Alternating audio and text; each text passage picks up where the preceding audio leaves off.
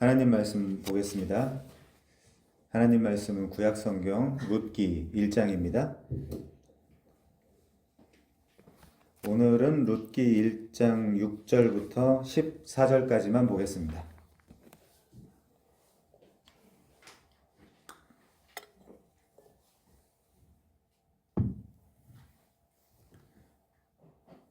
룻기 1장 6절부터 14절까지 보겠습니다. 제가 읽겠습니다. 그 여인이 모압 지방에서 여호와께서 자기 백성을 돌보시사 그들에게 양식을 주셨다 함을 듣고 이에 두 며느리와 함께 일어나 모압 지방에서 돌아오려 하여 있던 곳에서 나오고 두 며느리도 그와 함께하여 유다 땅으로 돌아오려고 길을 가다가 나오미가 두 며느리에게 이르되 너희는 각기 너희 어머니의 집으로 돌아가라. 너희가 죽은 자들과 나를 선대한 것 같이 여호와께서 너희를 선대하시기를 원하며 여호와께서 너희에게 허락하사 각기 남편의 집에서 위로를 받게 하시기를 원하노라 하고 그들에게 입맞춤에 그들이 소리를 높여 울며 나오미에게 이르되 아니니이다. 우리는 어머니와 함께 어머니의 백성에게로 돌아가겠나이다 하는지라. 나오미가 이르되 내 딸들아 돌아가라. 너희가 어찌 나와 함께 가려느냐. 내 태중에 너희 남편 될 아들들이 아직 있느냐. 내 딸들아 되돌아가라. 나는 늙었으니 남편을 두지 못할지라. 가령 내가 소망이 있다고 말한다든지 오늘 밤에 남편을 두어 아들들을 낳는다 하더라도 너희가 어찌 그들이 자라기를 기다리겠으며 어찌 남편 없이 지내겠다라고 결심하겠느냐. 내 딸들아 그렇지 아니하니라. 여호와의 손이 나를 치셨으므로 나는 너희로 말미암아 더욱 마음이 아프도다 하매 그들이 소리를 높여 다시 울더니 오르바는 그의 시어머니에게 입맞추되 룻은 그를 붙쫓았더라. 아멘. 자, 오늘 본문은 한 번 더 다뤄야 됩니다. 오늘은 거시적이지만 이 땅과 자손이라는 매우 중요한 키워드를 잡고 내용을 다루도록 하겠습니다. 집중해서 잘 들어주시길 바랍니다. 룻기 네 번째 시간입니다. 오늘 제목은 시아버지를 붙쫓은 다말, 시어머니를 붙쫓은 룻입니다. 자, 룻기의 배경은 1장 1절에 있는 대로 사사시대였습니다. 그렇죠?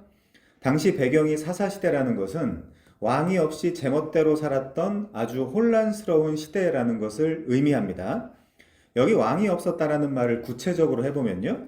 말씀, 묵시, 비전, 하존, 기준, 표대, 방향이 없이 사람들이 살았다는 뜻이거든요. 그런데 이들에게 실제 왕이 없었습니까? 아닙니다. 사실 그들에게는 분명히 왕이 있었죠. 이스라엘의 왕은 언제나 여호와 하나님이었습니다. 그들이 그를 인정하지 않은 것뿐이죠. 그리고 그들의 기준은 하나님이 주신 그 나라의 헌법인 율법이었습니다. 그러나 이스라엘은 하나님을 왕으로 인정하지 않았고 그들은 그렇게 그의 율법도 지키지 않았습니다. 하나님을 왕으로 인정하지 않고 살아간 사람들의 특징을 사사기에서는 제 소견에 옳은 대로 산 시대라고 정의를 합니다. 이것은 하나님의 통치를 받지 않았다라는 뜻이 되죠. 여러분, 이스라엘이 무슨 뜻입니까? 여러 의미를 갖지만 이 이름은 여호와의 사자와 야곱이 야복강에서 씨름을 한 후에 수여된 이름으로 기본적으로는 여러분도 다 아시는 바와 같이 하나님을 이겨먹으려 하는 자라는 뜻입니다. 그래서 이후 야곱의 후손들인 이스라엘 12지파는 역사 속에서 항상 하나님을 이겨먹으려고 했습니다. 그걸 우상숭배라고 하죠. 그리고 하나님도 이들의 왕으로서, 부모로서, 또 목자로서 또 이스라엘을 반드시 이기셔야만 합니다. 양들은 각기 제 길로 가려고 하죠. 그리고 그것은 망하는 길이기 때문입니다. 여기서 둘 사이에 충돌이 생겨요. 하나님과 이스라엘 백성들 사이에요. 이때 백성들은 혹은 자녀들은 작고 큰 불만을 가지면 끝이지만 이 모든 것을 책임져야 하는 왕과 부모의 입장인 하나님은 큰 고통과 고독감을 느낍니다. 그래서 왕과 부모는 사실은 늘 아픈 거예요. 왜입니까? 때로는 백성이나 자녀에게 큰 원망과 비난과 모욕을 듣더라도 그게 백성, 자녀의 수준이고 또 왕, 부모의 사명이죠.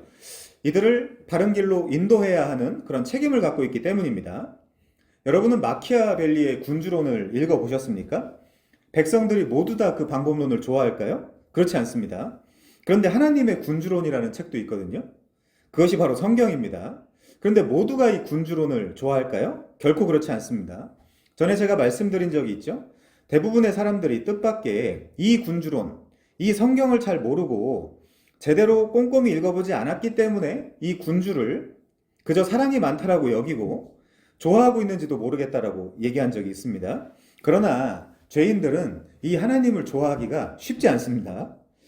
저는 어린 친구들이 찬양 집회 같은 데 가서 그 분위기에 취해서 뇌를 꺼놓고 하나님 좋다고 하나님 사랑한다라고 막 그러고 있는 걸 보면 때론 좀 걱정스럽기도 하거든요.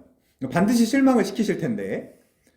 그래서 하나님 한 번도 나를 실망시킨 적 없으시고 언제나 공평과 은혜로 나를 지키셨네. 이거 진짜 무서운 말이거든요. 이 말을 진정으로 이해하려면 사실은 엄청난 시간과 경험, 그리고 배움과 고난과 진실과 다양한 사건들과 상황들을 내 삶으로 받아내야 되거든요.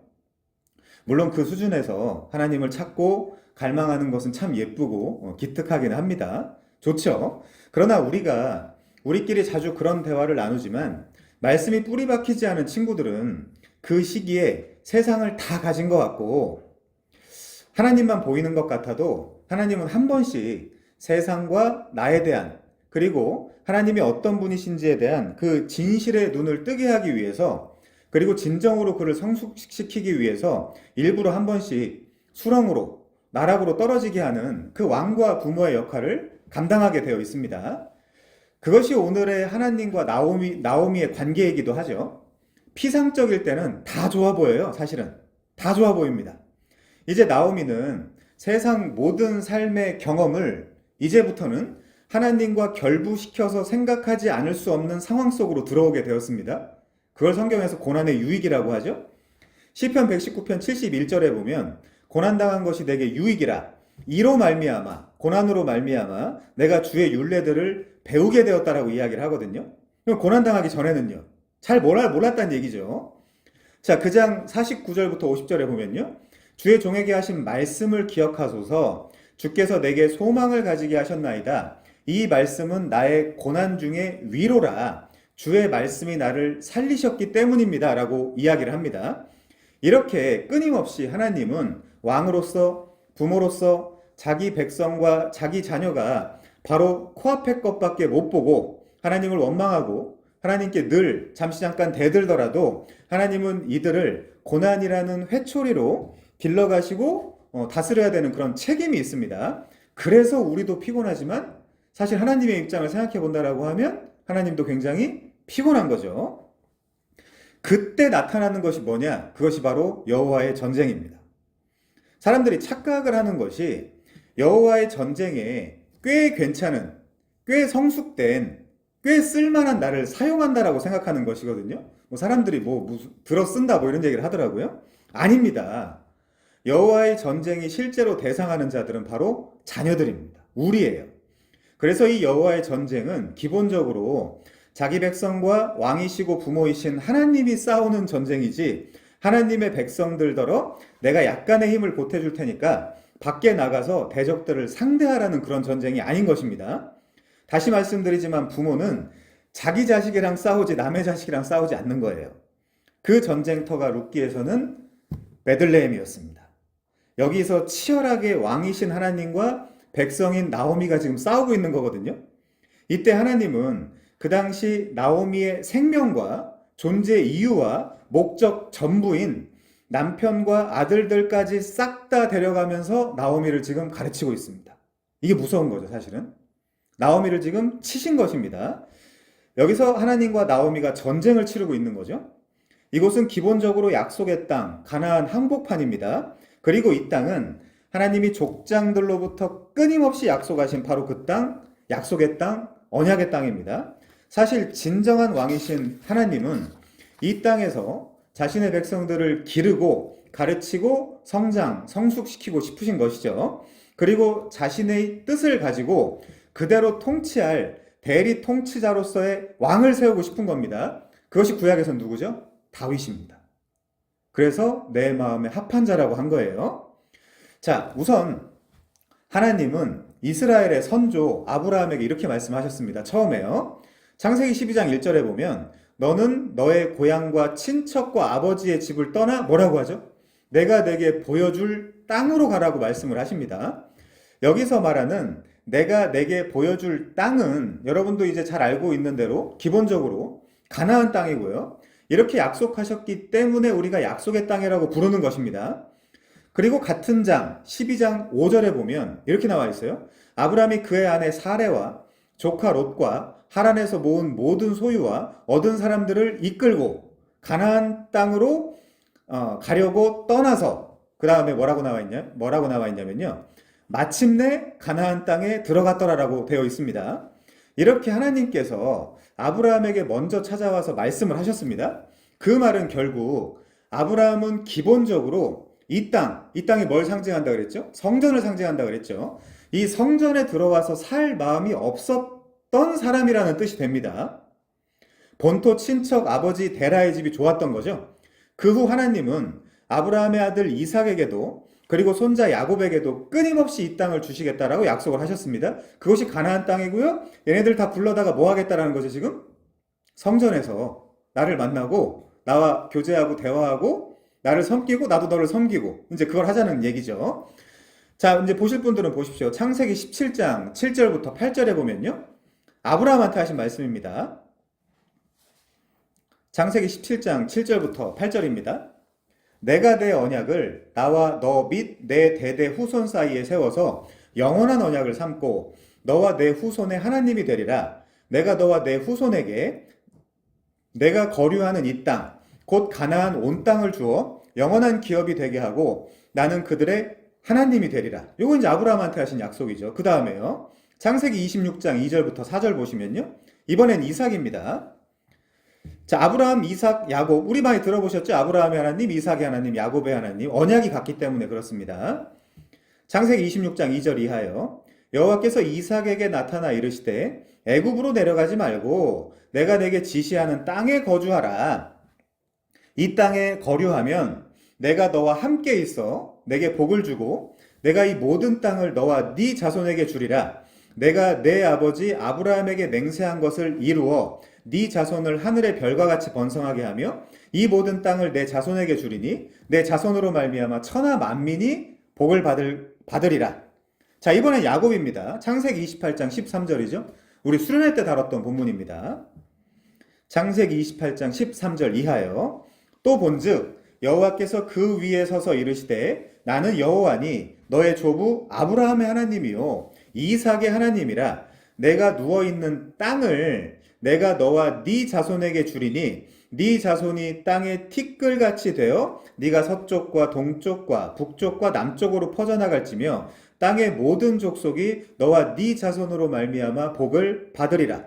그러니까 지금 아브라함한테 주신 언약, 이삭한테 주신 언약, 야곱한테 주신 언약이 똑같죠. 그래서 아브라함의 하나님, 이삭의 하나님, 야곱의 하나님이라고 합니다.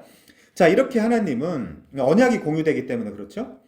아브라함과 이삭, 야곱에게 이 땅을 주시겠다라고 반복적으로 약속하셨을 뿐만 아니라 이 족장들의 자손들도 바로 이 땅에서 살아야 된다라고 언약을 우리가 잘 살펴보면 강변하고 계신 거거든요.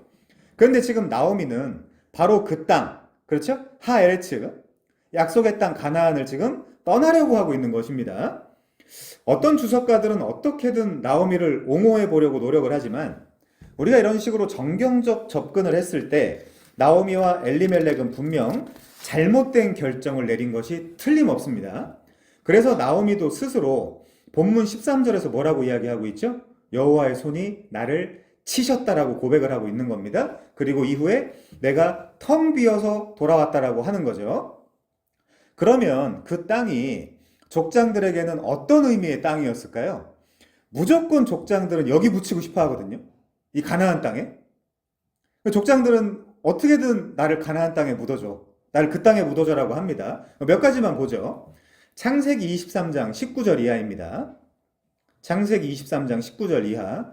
요거를 족장들과 오늘의 나오미와 한번 비교해서 살펴보십시오. 그 후에 아브라함이 그 아내 사라를 가나안 땅 마므레 앞 막벨라 밭 굴에 장사하였더라. 마므레는 곧 헤브론이라. 헤브론에서 다윗이 왕이 되죠. 유다의 왕이. 이와 같이 그 밭과 거기에 속한 굴이 헷 족속으로부터 아브라함이 매장할 소유지로 확정되었더라. 사라가 여기서 장사되었습니다. 자, 이어서요. 이번엔 창세기 25장 7절 이하입니다. 아브라함의 입장입니다. 이번에는 아브라함의 향년이 175세라. 그의 나이가 높고 늙어서 기운이 다하여 죽어 자기 열조에게로 돌아가매 그의 아들들인 이삭과 이스마엘이 그를 마므레 앞 헷 족속 소알의 아들 에브론의 밭에 있는 막벨라굴에 장사하였으니 이것은 아브라함이 헷 족속에게서 산 밭이라. 아브라함과 그의 아내 사라가 거기 장사되었느니라. 그래서 지금 종합하면 뭐죠? 아브라함과 사라가 가나안 땅에 장사되었다라고 하는 겁니다. 자, 이번에 이삭을 한번 볼까요? 창세기 35장 27절입니다. 야곱이 기럇 아르바의 마므레로 가서 그의 아버지 이삭에게 이르렀으니 기럇 아르바는 곧 아브라함과 이삭이 거류하던 헤브론이라. 이삭이 나이가 180세라. 이삭이 나이가 많고 늙어 기운이 다함에 죽어 자기 열조에게로 돌아가니 그의 아들 에서와 야곱이 그를 이삭을 장사하였더라. 이렇게요. 자, 이번엔 창세기 49장 29절 이하입니다. 야곱 입장입니다. 이스라엘이 죽을 날이 가까움에, 여기 이스라엘은 야곱이에요. 그의 아들 요셉을 불러 그에게 이르되 이제 내가 내게 은혜를 입었거든 청하노니 네 손을 내 허벅지 아래에 넣고 인애와 성실함으로 내게 행하여 애굽의 나를 장사하지 아니하도록 하라. 거기 붙이기 싫다는 거죠. 내가 조상들과 함께 눕거든 너는 나를 애굽에서 메어다가 조상의 묘지에 장사하라. 요셉이 이르되 내가 아버지의 말씀대로 행하리이다. 이어서요. 50장 13절입니다. 50장 13절이요. 그를 가나안 땅으로 메어다가 마므레 앞 막벨라 밭 굴에 장사하였으니 이는 아브라함이 헷 족속 에브론에게 밭과 함께 사서 매장지를 삼은 곳이었더라. 자, 한 명 더 볼까요? 이번에 요셉입니다. 50장, 같은 50장 24절이요. 요셉이 그의 형제들에게 이르되 나는 죽을 것이나 하나님이 당신들을 돌보시고, 여기 돌보시고라는 단어 굉장히 중요하거든요. 오늘 본문에도 나옵니다. 이게 파카드라는 히브리어거든요. 자, 이따 연결해서 설명을 할 겁니다. 꼭 기억하십시오. 이 단어. 돌보시고 파카드. 당신들을 이 땅에서 인도하여 내사. 이 땅이 어디죠? 애굽이겠죠. 아브라함과 이삭과 야곱에게 맹세하신 땅에 이르게 하시리라 하고, 요셉이 또 이스라엘 자손에게 맹세시켜 이르기를 하나님이 반드시 당신들을 파카드 돌보시리니 당신들은 여기서 내 해골을 메고 올라가겠다 하라 하였더라. 그래서 이후에 여호수아 24장 32절에 보면 이렇게 나와 있습니다. 또 이스라엘 자손이 애굽에서 가져온 요셉의 뼈를 세겜에 장사하였으니 이곳은 야곱이 베크시타를 주고 세겜의 아버지 하몰의 자손들에게서 산 밭이라. 그것이 요셉 자손의 기업이 되었더라. 여러분, 세겜은 아브라함이 가나안 입성 후에 처음으로 단을 쌓은 곳입니다.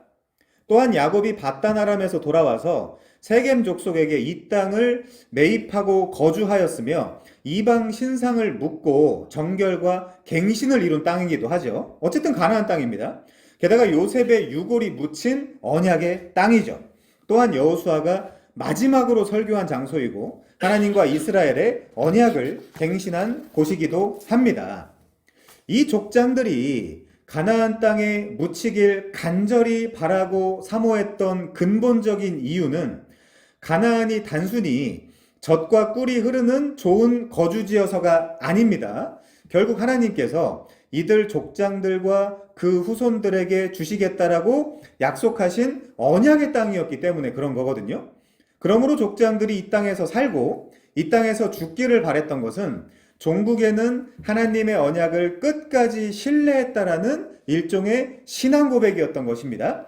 이들이 이곳에 묻힘으로써 자신들이 이 언약의 상속자요 계승자임을 또 확실히 하고 후손들에게도 이들의 신앙의 중심지가 어디인지를 분명하게 보여주고자 했던 거예요. 물론 성전이라는 그 의미를 후손들에게 취하라는 거죠.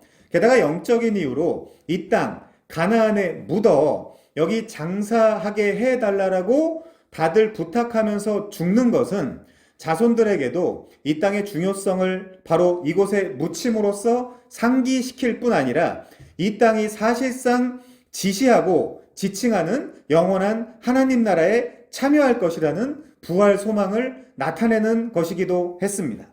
이 물리적인 땅을 통하여 궁극적인 약속의 성취까지를 바라보는 것이었죠.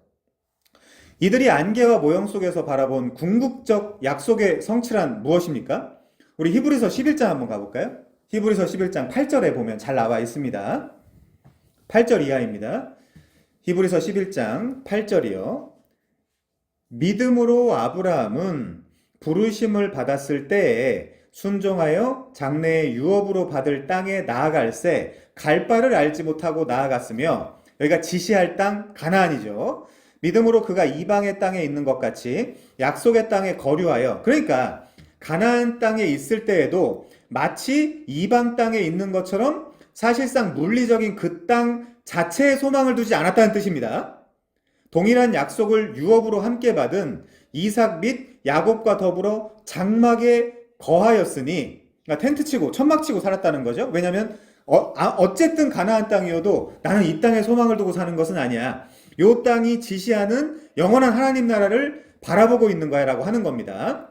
자, 10절이요. 이는 그가 하나님이 계획하시고 지으실 터가 있는 성을 바랐음이라.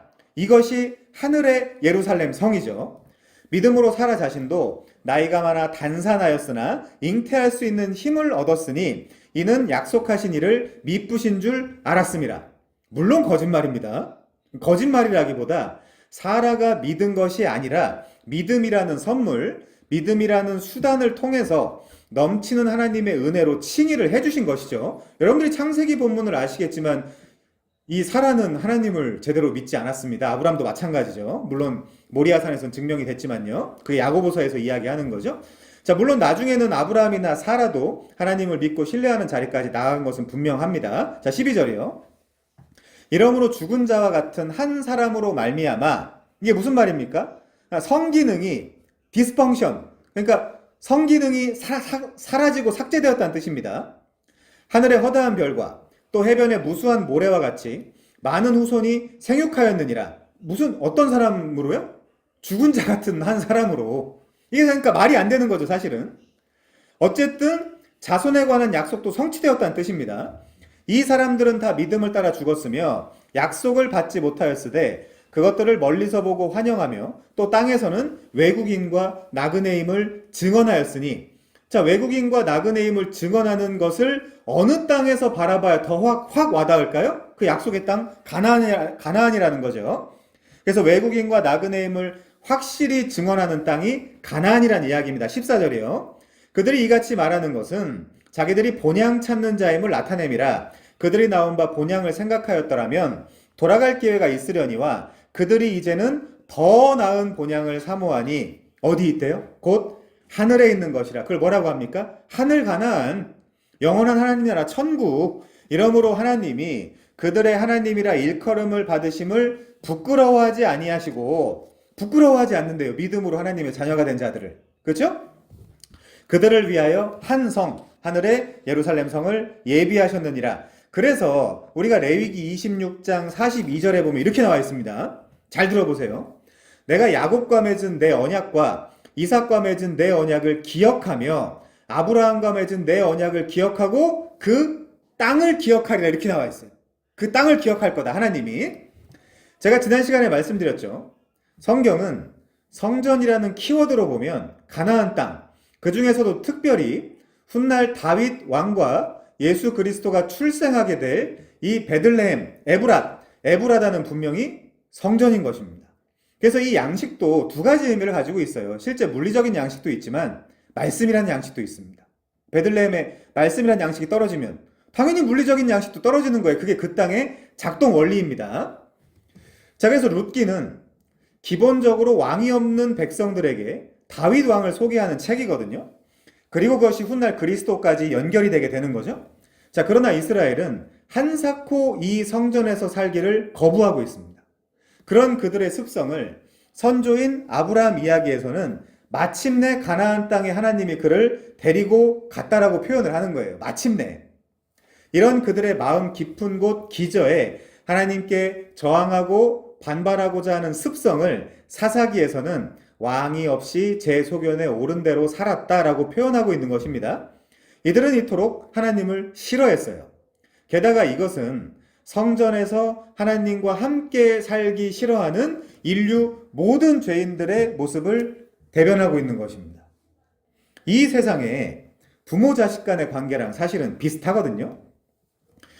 가끔은 부모가 봐도 자식들은 한심한 어떤 옆집 아저씨나 아줌마는 되게 좋아하고 존경을 해도 막 경어를 쓰고 막 이렇게 존중을 해도 자기를 기르기 위해 혼신의 힘을 다한 부모는 홀대하는 것이 이 세상의 부모 자식 간이기도 합니다.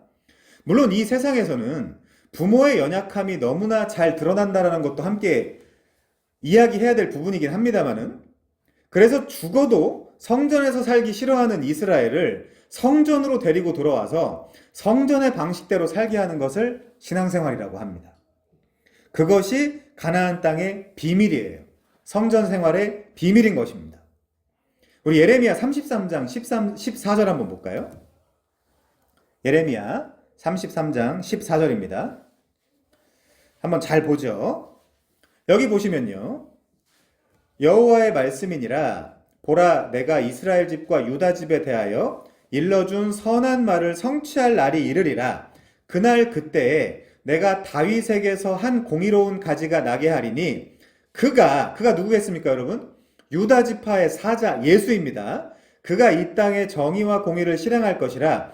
그날에 유다가 구원을 받겠고 예루살렘이 안전히 살 것이며, 이 성은 여호와는 우리의 의라는 이름을 얻으리라.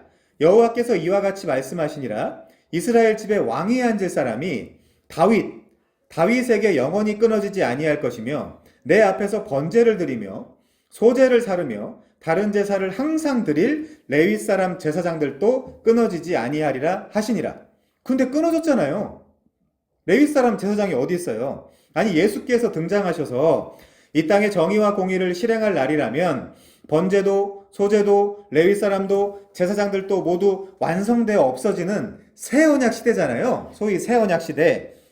그러니까 이것은 레위와 제사장으로 상징되는 성전 안에서 하나님을 섬길 자들을 신약 시대에도 끊어지지 않게 하겠다라는 비유적인 표현인 것입니다. 말 바꾸면 성전에서 살아가며 성전에서 하나님을 섬기고 성전 방식의 삶을 살아갈 자들, 그러니까 구약으로 따지면 가나안 땅에서 살아가는 그 방식으로 살아갈 자들을 새롭게 예수 그리스도를 통해서 창조하겠다라는 뜻이 되는 거거든요. 그러니까 저와 여러분이 사실상 다윗에게 끊어지지 아니할 그 왕위를 가진 자들이고, 또한 우리가 레위 제사장인 거예요. 그러면 이 둘을 합친 개념이 뭐예요? 신약의 왕같은 제사장직인 것입니다. 우리 왕같은 제사장이라고 하잖아요. 우리가 실제 다윗 왕으로 상징되는 예수 그리스도의 왕의 족보에 편입된 자들이지 않습니까? 누구처럼요? 마치 룻기의 루처럼 말이죠. 이사야 66장도 한번 가보겠습니다. 이사야 66장 18절이요. 여긴 또 뭐라고 나오느냐? 이사야 66장 18절부터 보겠습니다. 내가 그들의 행위와 사상을 아노라. 때가 이르면 문 나라와 언어가 다른 민족들을 모으리니. 벌써 뭐예요? 이방인이죠? 그들이 와서 나의 영광을 볼 것이며, 내가 그들 가운데서 징조를 세워서 그들 가운데서 도피한 자를 여러 나라 곧 다시스와 뿔과 활을 당기는 룻과 및 두발과 야완과 또 나의 명성을 듣지 못하고 나의 영광을 보지 못한 먼 섬들로 보내리니, 그들이 나의 영광을 문나라에 전파하리라. 나 여호와가 말하노라. 이스라엘 자손이 예물을 깨끗한 그릇에 담아 여호와의 집에 드림같이 여기 그들이 누구예요? 이방인입니다. 우리를 이야기하는 거죠. 너희 모든 형제를 문 나라에서 나의 성산 예루살렘 성전으로 말과 수레와 교자와 노새와 낙타에 태워다가 여호와께 예물로 드릴 것이요 나는 그 가운데서 택하여 제사장과 레위인을 삼는다 그러죠. 이방인들을. 여호와의 말이니라 내가 지을 새 하늘과 새 땅이 내 앞에 항상 있는 것 같이 새 하늘과 새 땅, 요한계시록 21장에 가면 거룩한 성 새 예루살렘이고요. 이게 바로 하늘 성전이고요. 곧 우리를 이야기하는 거죠. 신랑이신 남편이 남편을 위해 준비한 신부, 너희 자손과 너희 이름이 항상 있으리라 여호와의 말이니라. 여러분, 그러면 이제 우리가 룻기 플롯으로 돌아와서 한번 생각을 해보십시다. 잘 들어보세요. 잘 생각하면서. 나오미는 지금 성전인 베들레헴을 떠나 모압에 내려갔다가 다시 성전인 베들레헴으로 돌아오면서 성전에서 살아야만 하는 자신의 운명에 대해서 그제서야 인식을 하게 됩니다. 야곱도 굳이 하나님의 집으로 상징되는 벳엘로 올라가자라고 하잖아요. 야곱은 수련에서 공부를 했으니까요. 연결해서 이해하시면 됩니다. 자, 그러면 이번에 이스라엘 백성을 살펴보면요. 가나안에서 떠나서 바벨론 포로로 끌려갔다가 다시 가나안으로 돌아오는 그 버겁고 힘겨운 과정을 통해 우리가 성전에서 살아야만 하는 그 자신의 사명에 대해서 그제서야 인식을 하게 됩니다. 그래서 고난을 주는 거거든요. 굳이 돌아오자마자 뭐부터 해요? 바벨론 포로에서 돌아오자마자 이 사람들이 뭐부터 해요? 성전 재건부터 하잖아요. 성전 재건부터 제일 먼저.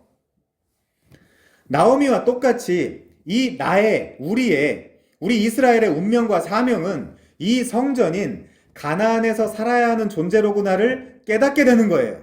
고난을 통해서요. 그러면 똑같이 여러분에게는 어떤 과정이 주어집니까? 똑같습니다. 여러분은 성전을 떠났고, 지금 상징적으로 이야기하는 거예요. 하나님을 떠났고 어떤 계기에 의해 다시 성전으로 탈탈 털리고 돌아와서야 그래, 내가 성전에서 살아야 되는 존재지, 내가 레위인이지, 제사장이지, 내가 성전에서 하나님을 섬길 신약적 의미의 제사장과 레위인이지 라는 것을 깨닫게 됩니다. 이 전체 과정을 신앙생활이라고 하는 거예요. 그래서 옛날 옛적 호랑이 담배 피던 시절 기록된 구약 성경이 지금 현재를 살아가고 있는 우리 신약 백성들에게도 분명한 의미가 있는 거예요. 우리는 구약 무용론자이기는커녕 구약의 한치 한 톨도 모두 다 내게 해주시는, 내게 분명한 의미가 있는 하나님의 분명한 계시의 말씀으로 받아들이는 사람들입니다.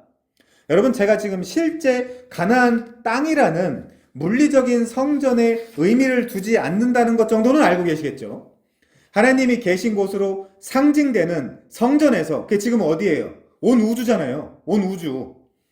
그 성전에서 하나님을 섬기고 하나님을 즐기며 살아야 한다는 것을 강변하고 있는 것입니다. 근데 지금 목사들이 뭐라 그래요? 여기가 성전이라 그러잖아요. 여기에서 하나님을 섬기라 그러잖아요. 여기에서. 아니라니까요.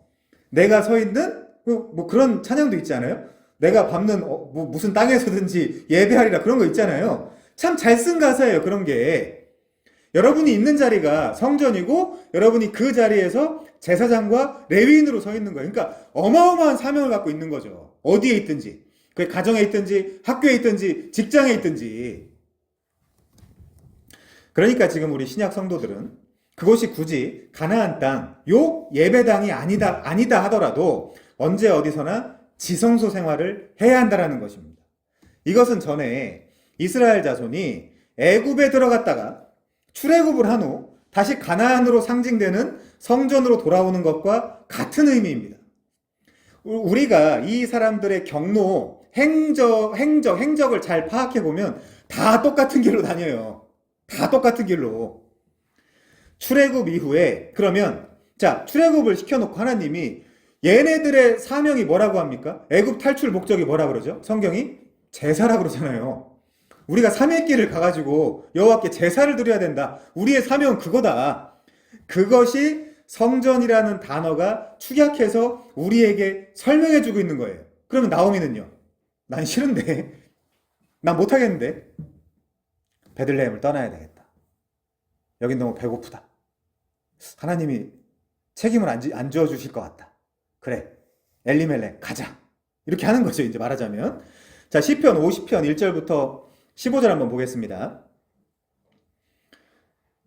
전능하신 이 여호와 하나님께서 말씀하사 해 돋는 데서부터 지는 데까지 세상을 부르셨도다. 온전히 아름다운 시온에, 시온은 성전이 있는 곳이죠. 하나님이 빛을 비추셨도다. 하나님이 빛을 비추신다. 요한계시록 끝에 가면 거기가 시온, 예루살렘, 완성된 하나님의 새 예루살렘 아닙니까? 우리 하나님이 오사 잠잠하지 아니하시니 그 앞에는 삼키는 불이 있고 그 사방에는 광풍이 불리로다. 하나님이 자기 백성을 판결하시려고 하나님만이 뭐라 그랬어요? 우리의 사사라 그랬죠? 하나님이 자기 백성을 판결하시려고 위 하늘과 아래 땅에 선포하여 5절 중요합니다. 5절 이르시되 나의 성도들을 내 앞에 모으라. 뭐라 그래요? 그 다음에 그들은 제사로 나와 언약한 이들이니라. 신약으로 따지면요. 예배로 나와 언약한 이들이니라 하시도다. 하늘이 그의 공의를 선포하리니 하나님 그는 심판장이시미로다. 사사란 얘기입니다. 내 백성아 들을지어다. 내가 말하리라. 이스라엘아 내가 내게 증언하리라. 나는 하나님 곧 네 하나님이로다. 나는 네 재물 때문에 너를 책망하지는 아니하리니 네 번제가 항상 내 앞에 있음이로다. 내가 네 집에서 숫소나 내 우리에서 숫염소를 가져가지 아니하리니 이는 살림의 짐승들과 무산의 가축이 다 내 것이며 산의 모든 새들도 내가 아는 것이며 들의 짐승도 내 것이미로다. 내가 가령 줄여도 내게 이르지 아니할 것은, 그러니까 내가 배고파도 내가 이런 걸 말하지 아니할 것은 세계와 거기 충만한 게 사실은 다 내 것이야. 그래서 13절에 뭐라 그러죠? 내가 너네들한테 받겠다라고 하는 그 숫소의 고기를 먹겠느냐, 염소의 피를 마시겠느냐. 그러면서 14절에 진짜 중요한 단어, 감사로 하나님께 제사를 드리며. 그러면 제사와 예배의 핵심은 뭐예요? 감사라니까요. 그래서 여기에 나와서 예배한다라고 하는 자들은 하나님께 구원받았다라는 걸 분명히 알고 인식하고 경험하는 자들이 예배할 수 있는 거예요. 그래서 아무나 올 필요 없어요, 여기. 이렇게 이야기하면 또 그렇죠. 감사로 하나님께 제사를 드리며 지존하신 이에게 네 서원을 갚으며 환난 날에 나를 부르라. 내가 너를 건지리니 내가 나를 영화롭게 하리로다. 감사의 제사, 감사의 예배를 하라는 것이죠. 신약의 제사, 신약의 예배는 무조건 감사로 연결이 됩니다. 자, 그러면 만약 이스라엘이 애굽에서 나와 가나안으로, 그러니까 나오미는 지금 예배 생활을 제대로 못하고 있는 거죠. 말하자면 나오미가 모압에 갔다가 베들레헴으로, 이스라엘이 바벨론 포로로 끌려갔다가 고토로, 고토는 옛 땅, 고향이란 뜻이거든요.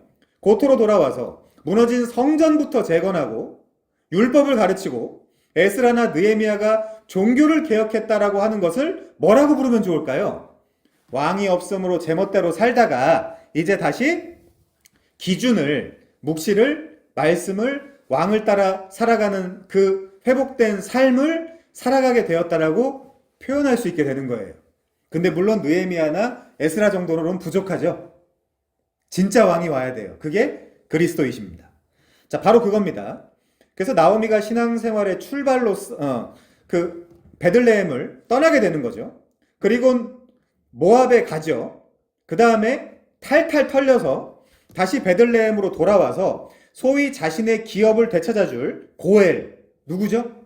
아들을 만나게 됩니다. 아들을. 성경에서 가장 중요한 단어 중에 하나가 아들이거든요. 보아스와 룻이 낳았는데 룻기는 잘 보면 나오미가 낳았다라고 이야기를 합니다. 여기서 중요한 단어가 바로 아들이에요. 이것은 성경 전체에서 상징하고 있는 바가 있습니다. 이것을 신약 성경에서 이렇게 표현을 하죠. 요한일서 5장 12절에 보면 아들이 있는 자에게는 생명이 있고 하나님의 아들이 없는 자에게는 생명이 없느니라라고 성경 전체의 내용을 축약해서 설명을 하거든요. 룻기도 결국 땅의 문제도 문제이지만 가장 중요한 것인 이 아들에 관해서 말하는 성경입니다. 그러니까 두 가지 키워드를 다 이야기하는 거죠. 땅과 자손에 대해서요.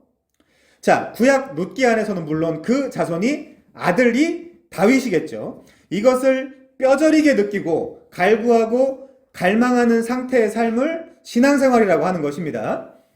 저는 여러분이 지금 어느 과정에 계신지 잘 모릅니다. 다양한 분들이 계시니까요.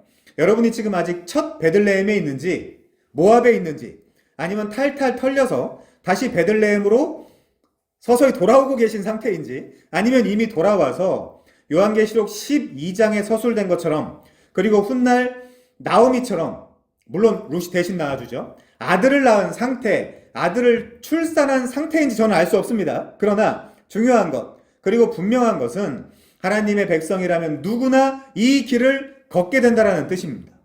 그러므로 왕이 없이 제 소견에 옳은 대로 살았다라는 표현을 가볍게, 그건 사사시대 이스라엘에게나 한정되는 이야기지 내 이야기가 아니야 라고 받아들이는 사람이 있다라고 하면 완전히 착각을 하고 있는 거예요. 오늘 본문 룻기 1장 6절에 보면 그 여인이 모압 지방에서 여호와께서 자기 백성을 돌보시사 그들에게 양식을 주셨다 함을 듣고 이에 두 며느리와 일어나 모압 지방에서 돌아오려 했다라고 합니다. 우리가 지난주 살펴본 대로 나오미와 엘리멜렉 그리고 두 아들인 말론과 기료는 베들레헴이라는 떡집에 떡이 떨어져서 모압으로 이주하게 되었어요.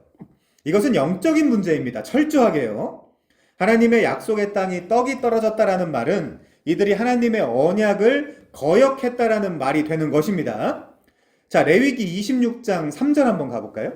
그럼 같이 한번 보겠습니다. 레위기 26장 3절 이하요.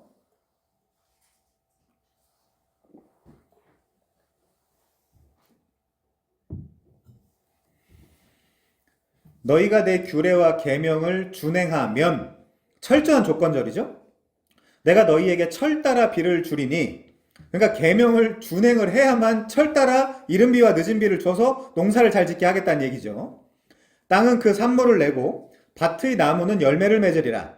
너희의 타작은 포도를 딸 때까지 미치며, 그러니까 타작이 포도를 딸 때까지 미치며 너희 포도 따는 것은 파종할 때까지 미치리니 너희가 음식을 배불리 먹고 너희 땅에 안전하게 거주하리라. 그러니까 나오미의 지금 입장과 완전히 반대되는 거죠. 내가 그 땅에 평화를 줄 것인즉 너희가 누울 때 너희를 두렵게 할 자가 없을 것이며, 기드온 시대와 완전 반대입니다. 내가 사나운 짐승을 그 땅에서 제거할 것이요 칼이 너희의 땅에 두루 행하지 아니할 것이며 너희 원수들을 쫓으리니 그들이 너희 앞에서 칼에 엎드려질 것이라. 조건이죠. 철저한 조건입니다. 구약은요. 3절에서 보는 바와 같이 내 규례와 계명을 준수하면 그렇게 해주겠다라는 것입니다. 자, 14절 보죠. 14절. 근데 하나님이 어떻게 알고 계신가요? 알고 있죠. 14절이요. 그러나 너희가 내게 청종하지 아니하여 이 모든 명령을 준행하지 아니하며 내 규례를 멸시하며 마음의 내 법도를 싫어하여 내 모든 계명을 준행하지 아니하며 내 언약을 배반할진대 내가 이같이 너희에게 행하리니 곧 내가 너희에게 놀라운 재앙을 내려 폐병, 열병, 눈이 어두움, 생명이 쇠약하게 됨, 파종이 헛됨, 너희의 대적이 그것을 먹을 것임. 이 기드온 시대라고 하면 미디안 아말렉 동방 사람들이겠죠. 내가 너희를 치리니 너희가 너희의 대적에게 패할 것이요 너희를 미워하는 자가 너희를 다스릴 것이며 너희는 쫓는 자가 없어도 도망하리라. 또 만일 너희가 그렇게까지 되어도 내게 청종하지 아니하면 너희의 죄로 말미암아 내가 너희를 7배나 더 징벌하리라. 내가 너희의 세력으로 말미암은 교만을 꺾고 너희의 하늘을 철과 같게 하며 너희의 땅을 놋 같게 하리니 너희의 수고가 헛될지라. 땅은 그 산물을 내지 아니하고 땅의 나무는 그 열매를 맺지 아니하리라. 그러니까 양식이 떨어진 베들레헴에서 이것을 감당할 여유도 없고 또 그러기도 싫으니까 머리를 써서, 나오미가 뭐 한 거예요? 머리를 써서 나오미 가족들은 전부 모압 땅으로 이주했던 것입니다. 주변 사람들이 얼마나 붙잡고 말렸을까요? 얘네들이 떠난다라고 할 때 얼마나 말렸을까요? 다시 생각해보라고 하지 않았을까요? 게다가 이런저런 이유로 속에서 욕하는 사람들도 많았을 것입니다. 아니, 우리도 가고 싶지. 근데 너 혼자 떠난다고? 잘 먹고 잘 살겠다고? 욕을 많이 했겠죠. 우리라고 좋아서 여기 살겠냐라면서 말이죠. 그럼에도 이들은 모압 이주를 결정했습니다. 그런데 뜻밖의 낯설고 물설은 모압에서 우거한 지 대략 10여 년 만에 남편도 죽고 아들 둘도 죽고 며느리들만 둘 남았던 것입니다. 이렇게 과부만 셋 남았을 때에 어떤 소식이 들려옵니까? 유대 베들레헴에 자기 백성을 돌보시는 여호와께서 그들에게 양식을 주셨대요. 제가 아까 돌보다 이 파카드라는 단어를 기억해 달라고 했죠. 저만 다시 읽어드리겠습니다. 요셉이 그의 형제들에게 이르되 나는 죽을 것이나 하나님이 당신들을 돌보시고 파카드 당신들을 이 땅에서 인도하여 내사 아브라함과 이삭과 야곱에게 맹세하신 땅에 이르게 하시리라 하고 요셉이 또 이스라엘 자손에게 맹세시켜 이르기를 하나님이 당신들을 돌보시리니 파카드 당신들은 여기서 내 해골을 메고 올라가겠다 하라 하였더라. 이 파카드라는 단어가 지금 어떤 문맥에서 사용되었습니까? 첫 번째, 이 애굽에서 가나안 땅, 약속의 땅으로 하나님이 직접 그들을 인도하는 문맥에서 당신들을 파카드, 돌보겠다라는 것입니다. 그리고 두 번째, 구원과 구속의 문맥에서 하나님이 반드시 당신들을 파카드, 돌보실 것이니까 걱정 말고 다만 요거 하나 지키라는 거죠. 내 해골을 메고 올라가라라고 하고 있습니다. 이 해골이 누구의 해골이죠? 요셉의 해골입니다. 요셉의 해골이 언제 사용되었습니까? 출애굽하고 홍해를 건널 때 그 긴박하고 급박하고 분주한 날에 즉 죄와 사망과 저주와 심판을 상징하는 죽음의 바다를 건널 때 반드시 요셉의 해골, 유골을 지니고 건너야 된다는 것이거든요. 출애굽기 13장 19절에 보면 모세가 요셉의 유골을 가졌으니 이는 요셉이 이스라엘 자손으로 단단히 맹세하게 하여 이르기를 하나님이 반드시 너희를 찾아오시리니 너희는 내 유골, 애잼을 여기서 가지고 나가라 하였습니다. 요 13장, 바로 다음 14장에서 무슨 일이 일어나요? 홍해를 건너잖아요? 출애굽할 때 반드시 필요한 준비물일 뿐 아니라 나아가 가나안 땅에 묻어달라는 요셉의 간곡하고도 단호한 요청이 내 해골을 메고 나가라라는 뜻입니다. 그래서 이날을 출애굽기 13장 17절에서는 한글 성경에서는 단순히 그냥 이날에라고 번역이 되어 있지만 직역을 하면요. 하욤 에잼 직역을 하면요. 뼈의 날이라고까지 부르고 있습니다. 그러나 오늘 문맥과 연결하여 더 놀라운 것이 여기 있죠. 여태까지 땅에 대한 이야기를 잠깐 했잖아요. 그럼 하나님은 땅에 관한 언약을 이렇게 신실하게 지켜오셨습니다. 그렇다면 이제 자손에 관한 이야기는 어떨까요? 그것을 룻기에서는 모압 여자, 특별히 룻이라는 여자를 통해서 이루십니다. 믿음의 자손, 믿음의 후손이 어떤 방식으로 탄생을 하는지 우리 함께 좀 생각을 해보겠습니다. 창세기 21장 1절부터 한번 볼까요? 파카드를 잘 기억하십시오. 하나님이 돌보신다라는 이야기. 창세기 21장 1절부터 보겠습니다. 어떤 일이 일어나는지요? 창세기 21장 1절이요. 여호와께서 말씀하신 대로 사라를 파카드 돌보셨고 여호와께서 말씀하신 대로 사라에게 아사 행하셨으므로 사라가 임신하고 하나님이 말씀하신 시기가 되어 노년의 아브라함에게 아들을 낳으니 아브라함이 그에게 태어난 아들 곧 사라가 자기에게 낳은 아들을 이름하여 이삭이라 하였고 지금도 파카드 돌보니까 무슨 일이 일어나요? 원래 낳을 수 없는 아들이 나오잖아요. 하나님이 돌보시니까 하나님이 돌보시고 하나님이 행하시니까 그걸 잘 기억해서 룻기에다 적용을 하면 어떤 일이 일어날지 우리가 유추할 수 있겠죠. 아브라함이 그에게 태어난 아들 4절 보겠습니다. 그 아들 이삭이 난 지 8일 만에 그가 하나님이 명령하신 대로 할례를 행하였더라. 아브라함이 그의 아들 이삭이 그에게 태어날 때 100세라. 사라가 이르되 하나님이 나를 웃게 하시니 듣는 자가 다 나와 함께 웃으리로다. 또 이르되 사라가 자식들을 젖먹이겠다라고 누가 아브라함에게 말하였으리오마는 아브라함이 노경에 내가 아들을 낳았도다 하니라. 자, 하나님이 말씀하신 대로 하나님이 언약하신 대로 이 사라를 그리고 아브라함을 파카드 돌보셔서 결국 어떤 일이 일어나냐? 배란 수정 착상이 일어나요. 배란 난자 배출이죠. 수정 난자와 정자가 결합하는 거죠. 그 착상 수정란이 자궁 내막에 부착되는 임신 초기 과정이죠. 이게 지금 아브라함과 사라라는 이 노경과 생리가 끊어진 사람들에게 일어나거든요. 여러분 이 배란 수정 착상은 임신의 필수 3단계입니다. 그런데 성경은 사라는 생리가 끊어졌다고 이야기를 하고 있고요. 아브라함도 더 이상 성적 활동을 할 수 없는 노년으로 묘사되어 있습니다. 배란도 불가능하고요. 사정과 수정도 불가능하고요. 착상은 더욱이 불가능합니다. 그래서 1절을 잘 보면 마치 인간적으로는 말이 안 되지만 하나님이 아사 행하셔서 마치 하나님이 행하셔서 사라가 임신한 것으로 기록이 되어 있습니다. 아브라함이랑 아무 상관이 없이요. 성경은 지금 이스라엘 전체를 대표하고 있는 아브라함이 사실상 전혀 자손을 혹은 열매를 출산하거나 맺을 수 없는 상태에서 이삭을 낳는데 거기에 인간적인 능력이나 자연적인 과정이 전혀 개입함 없이 오직 하나님의 약속으로만 그가 태어났다라고 선언을 하고 있는 거거든요. 그러면 이 믿음의 자손들은 어떻게 만들어지는 거예요? 하나님의 은혜로, 하나님의 능력으로.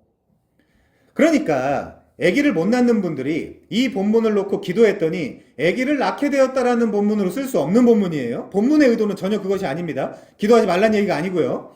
자, 그래서 1절에서는 하나님이 돌보셨고 파카드, 하나님이 행하셔서 아사, 2절에서는 하나님이 말씀하신 때에, 바로 그때에 그 하나님이 말씀하신 시기가 되어 이삭을 낳게 되었다라고 말하는 것입니다. 그러니까 여기에는 아브라함이나 사라의 어떤 그런 계획이나 능력, 자연적인 출산, 어떤 그런 시기, 이런 거, 조율, 계획, 이런 것들이 아무것도 안 들어가 있는 거예요. 그러면 제가 지금 말씀드리고 있는 이유가 뭡니까? 지금 우린 룻기 강해잖아요? 요 그림을 그대로 옮겨서 룻기의 나오미한테 한번 적용해 보시라니까요. 나오미한테 어떻게 아들을 갖게 되었지? 를 적용하면 룻기 강해 오늘 여기서 끝내도 돼요.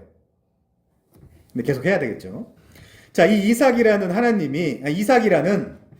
요 하나님이 아브라함에게 약속하신 자손을 출생하는 것의 신약적 의미는 갈라디아 3장 16절, 이 약속들은 아브라함과 그 자손에게 말씀하신 것인데 여럿을 가리켜 그 자손들이라 하지 아니하시고 오직 한 사람을 가리켜 네 자손이라 하셨으니 곧 그리스도라.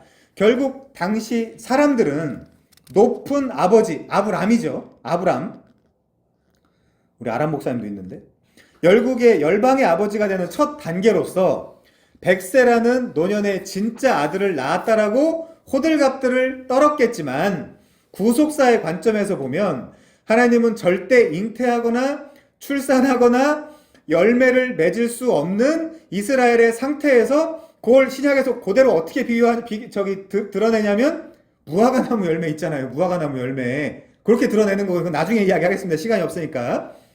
메시아, 주 예수 그리스도께서 오시는 모습을 보여주고 있다는 겁니다. 그게 강조점이에요. 자, 그럼 다시 나오미의 관점으로 돌아옵시다.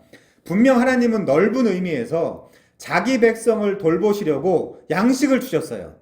지금이 어느 시기라고 했습니까? 사사시대입니다. 사사시대의 패턴 아시죠? 이스라엘이 죄를 범합니다.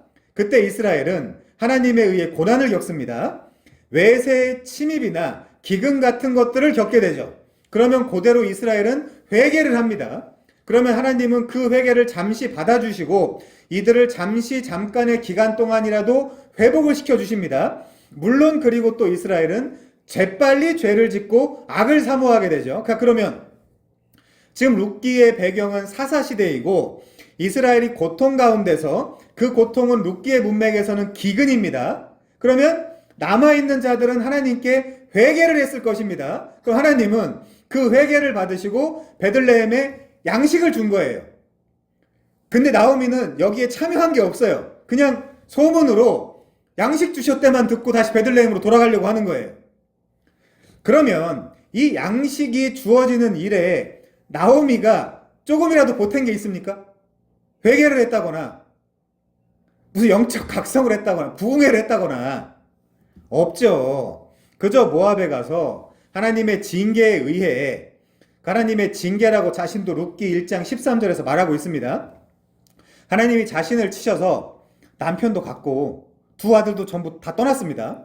그렇게 약속했던 가나안 베들레헴에 양식이 다시 주어지는 이래에 나오미는 아무것도 보탠 게 없고 남편과 아이들이 먼저 떠나자 그제야 양식이 주어졌다는 그 소식만을 들었을 뿐이에요.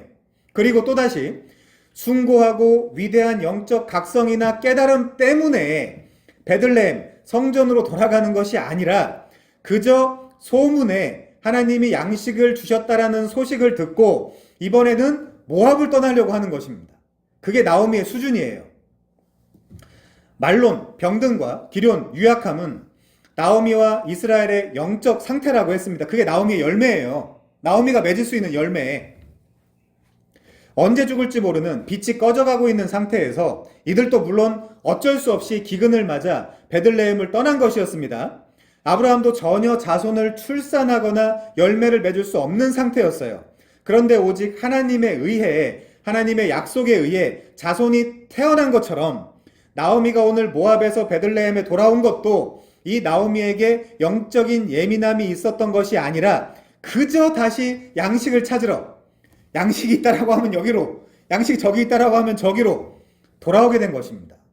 여러분, 결국 이런 상태의 나오미가 베들레헴으로 돌아와서 앞으로 겪게 되는 가장 중요한 일이 무엇입니까? 배란 수정 착상입니다. 근데 이 나오미도 이게 안 되는 상태잖아요. 지금 자기가 스스로 이야기를 하잖아요. 나오미는 지금 배란 수정 착상을 할 수 없는 상태예요. 그러면 그걸 지금 누가 대신해 준다고 하는 겁니까? 룻기를 보면 룻이 대신해 주잖아요. 누구 와요? 보아스 와요. 룻기 3장 9절 보실까요? 룻기 3장 9절. 룻기 3장 9절에는 이렇게 이야기하고 있습니다. 룻이 나는 당신의 여종이오니, 당신은 누구예요 여기서? 보아스죠. 그 안에 힘이 있다라는 이야기입니다. 보아스는 나중에 설명하고요. 보아스 등장할 때 나는 당신의 여종 룻이오니 당신의 옷자락을 펴 당신의 여종을 덮으소서. 하룻밤 자잔 이야기거든요. 사실상 이는 당신이 기업 물을 자가 되민이이다.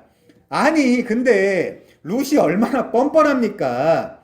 아니 모압에서 싹 다 말아먹은 시어머니와 함께 이 약속의 땅 가나안에서 지나다니는 사람들마다 지금 뭐라고 하냐면요, 모압 여자래. 여호와의 총에 죽어도 들어올 수 없다라고 율법에 써있는 그 민족의 딸이래 저 여자가. 그런데 나오미의 아들 말론이랑 결혼을 했다가 수절하고 여기 이 땅에 와서 이삭 주우면서 산다더라 라는 가십. 토크 비하인드 서먼스 백. 뒷담화를 듣는, 그 뒷담화를 들을 수밖에 없는 상황의 여자였습니다. 그런데 그런 그녀가 대놓고 그 땅의 부호, 당신이 기업 물을 자이니까 나를 덮어달라고 말하고 있는 것입니다. 이 말의 신학적 의미는 뻔뻔하게, 아주 뻔뻔하게 우리가 예수께 다가가서 이렇게 이야기하는 거예요. 예수님 저 구원 좀 해주세요. 예수님만이 구원자이십니다. 당신이 내 기업을 물을 수 있습니다. 라고 말하는 것과 같은 거예요. 우리에게 솔까말 뭐가 있습니까? 우리가 다 털린 나오미요 룻이라니까요. 거기다 우리도 이방인이잖아요. 아무것도 없는 생 거지입니다.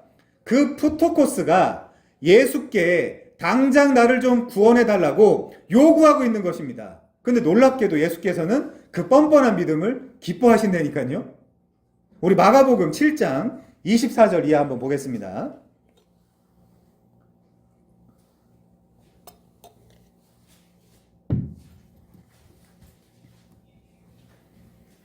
여기 뻔뻔한 이방 여사가 나옵니다.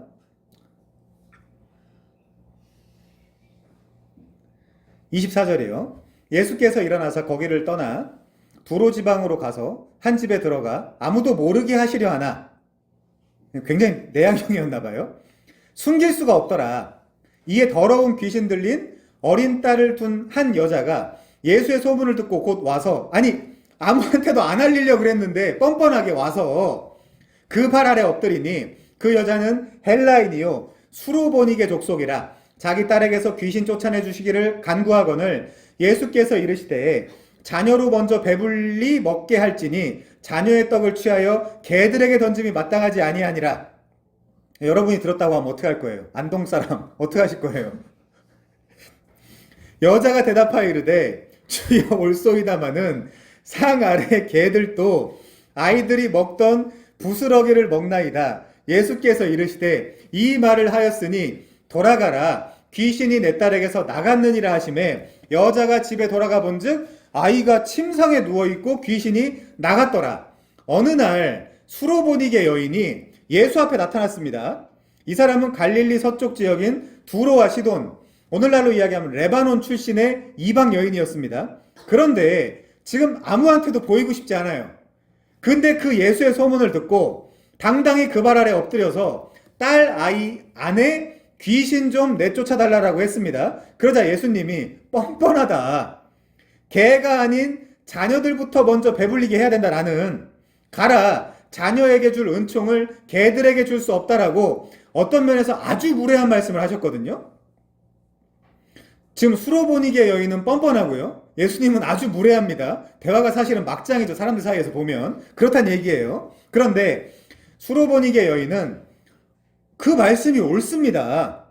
그런데 아니 상 아래의 개들도 아이들이 먹던 부스러기를 먹는 것 아니겠습니까? 라고 소위 예수님께 맞받아쳤거든요. 저분처럼요. 저분 맞받아 잘 치죠. 예수님께서 할 말이 없으신 거예요. 그래서 귀신을 쫓아주셨고 구원해 주셨습니다. 믿음은 뻔뻔한 것입니다. 그래서 마태복음 15장 28절에서는 네 믿음이 크도다. 메갈레 피스티스, 메가톤급 피스티스 믿음, 메가톤급의 믿음을 갖고 있구나라고 칭찬까지 해주시거든요. 자, 이 예수야말로 온 세상에 싹 다 망해버린 자기 백성 모두의 기업을 물을 수 있는 자, 기업을 물려줄 자이십니다. 이분이야말로 우리를 파카드, 돌보시고 우리를 리트로시스, 속량해 줄 수 있는 하나님의 독생자 아들이에요. 이분이. 아들. 이 예수님의 탄생 기사에는 또 어떻게 묘사가 되어 있는지 같이 한번 살펴보겠습니다. 누가복음 1장 67절이요. 요 본문은요, 문맥은요, 사가랴가, 세례 요한의 아버지죠. 사가랴가 예수와 아들 세례 요한에 대해서 예언하는 문맥입니다. 자, 67절부터 볼게요. 여기 또 무슨 단어가 기록이 되어 있나? 그걸 이제 우리가 잘 봐야 되거든요. 67절.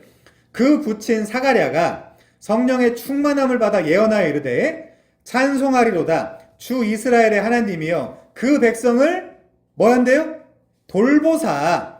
요게 히브리어로는 파카드, 헬라어로는 에피스캡토마이, 그리고 속량하시며, 속량은 리트로시스, 요게 물음이에요.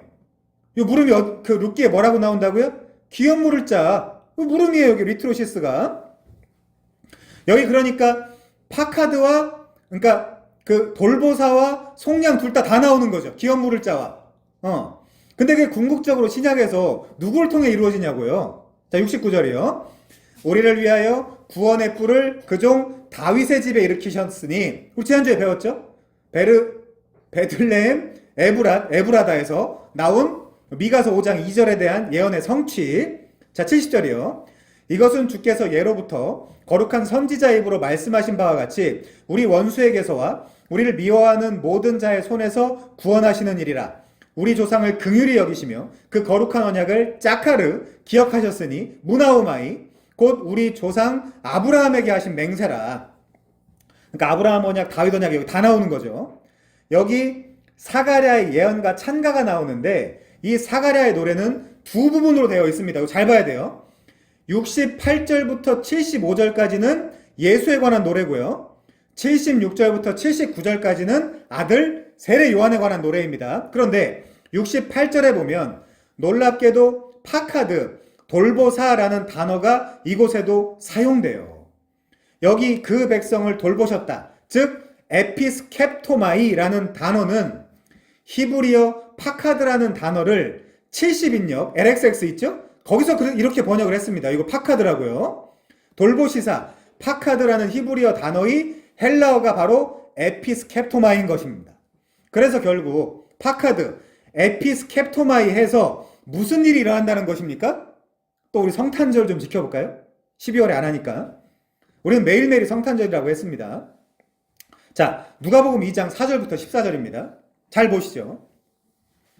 요셉도 다윗의 집 족속이므로 갈릴리 나사렛 동네에서 유대를 향하여 베들레헴이라는 다윗의 동네로, 여기가 나오미의 동네, 다윗의 동네, 예수의 동네, 그 약혼한 마리아와 함께 호적하러 올라가니 마리아가 이미 잉태하였더라. 누구를 잉태했어요? 누구와 같이? 아브라함과 사레와 같이.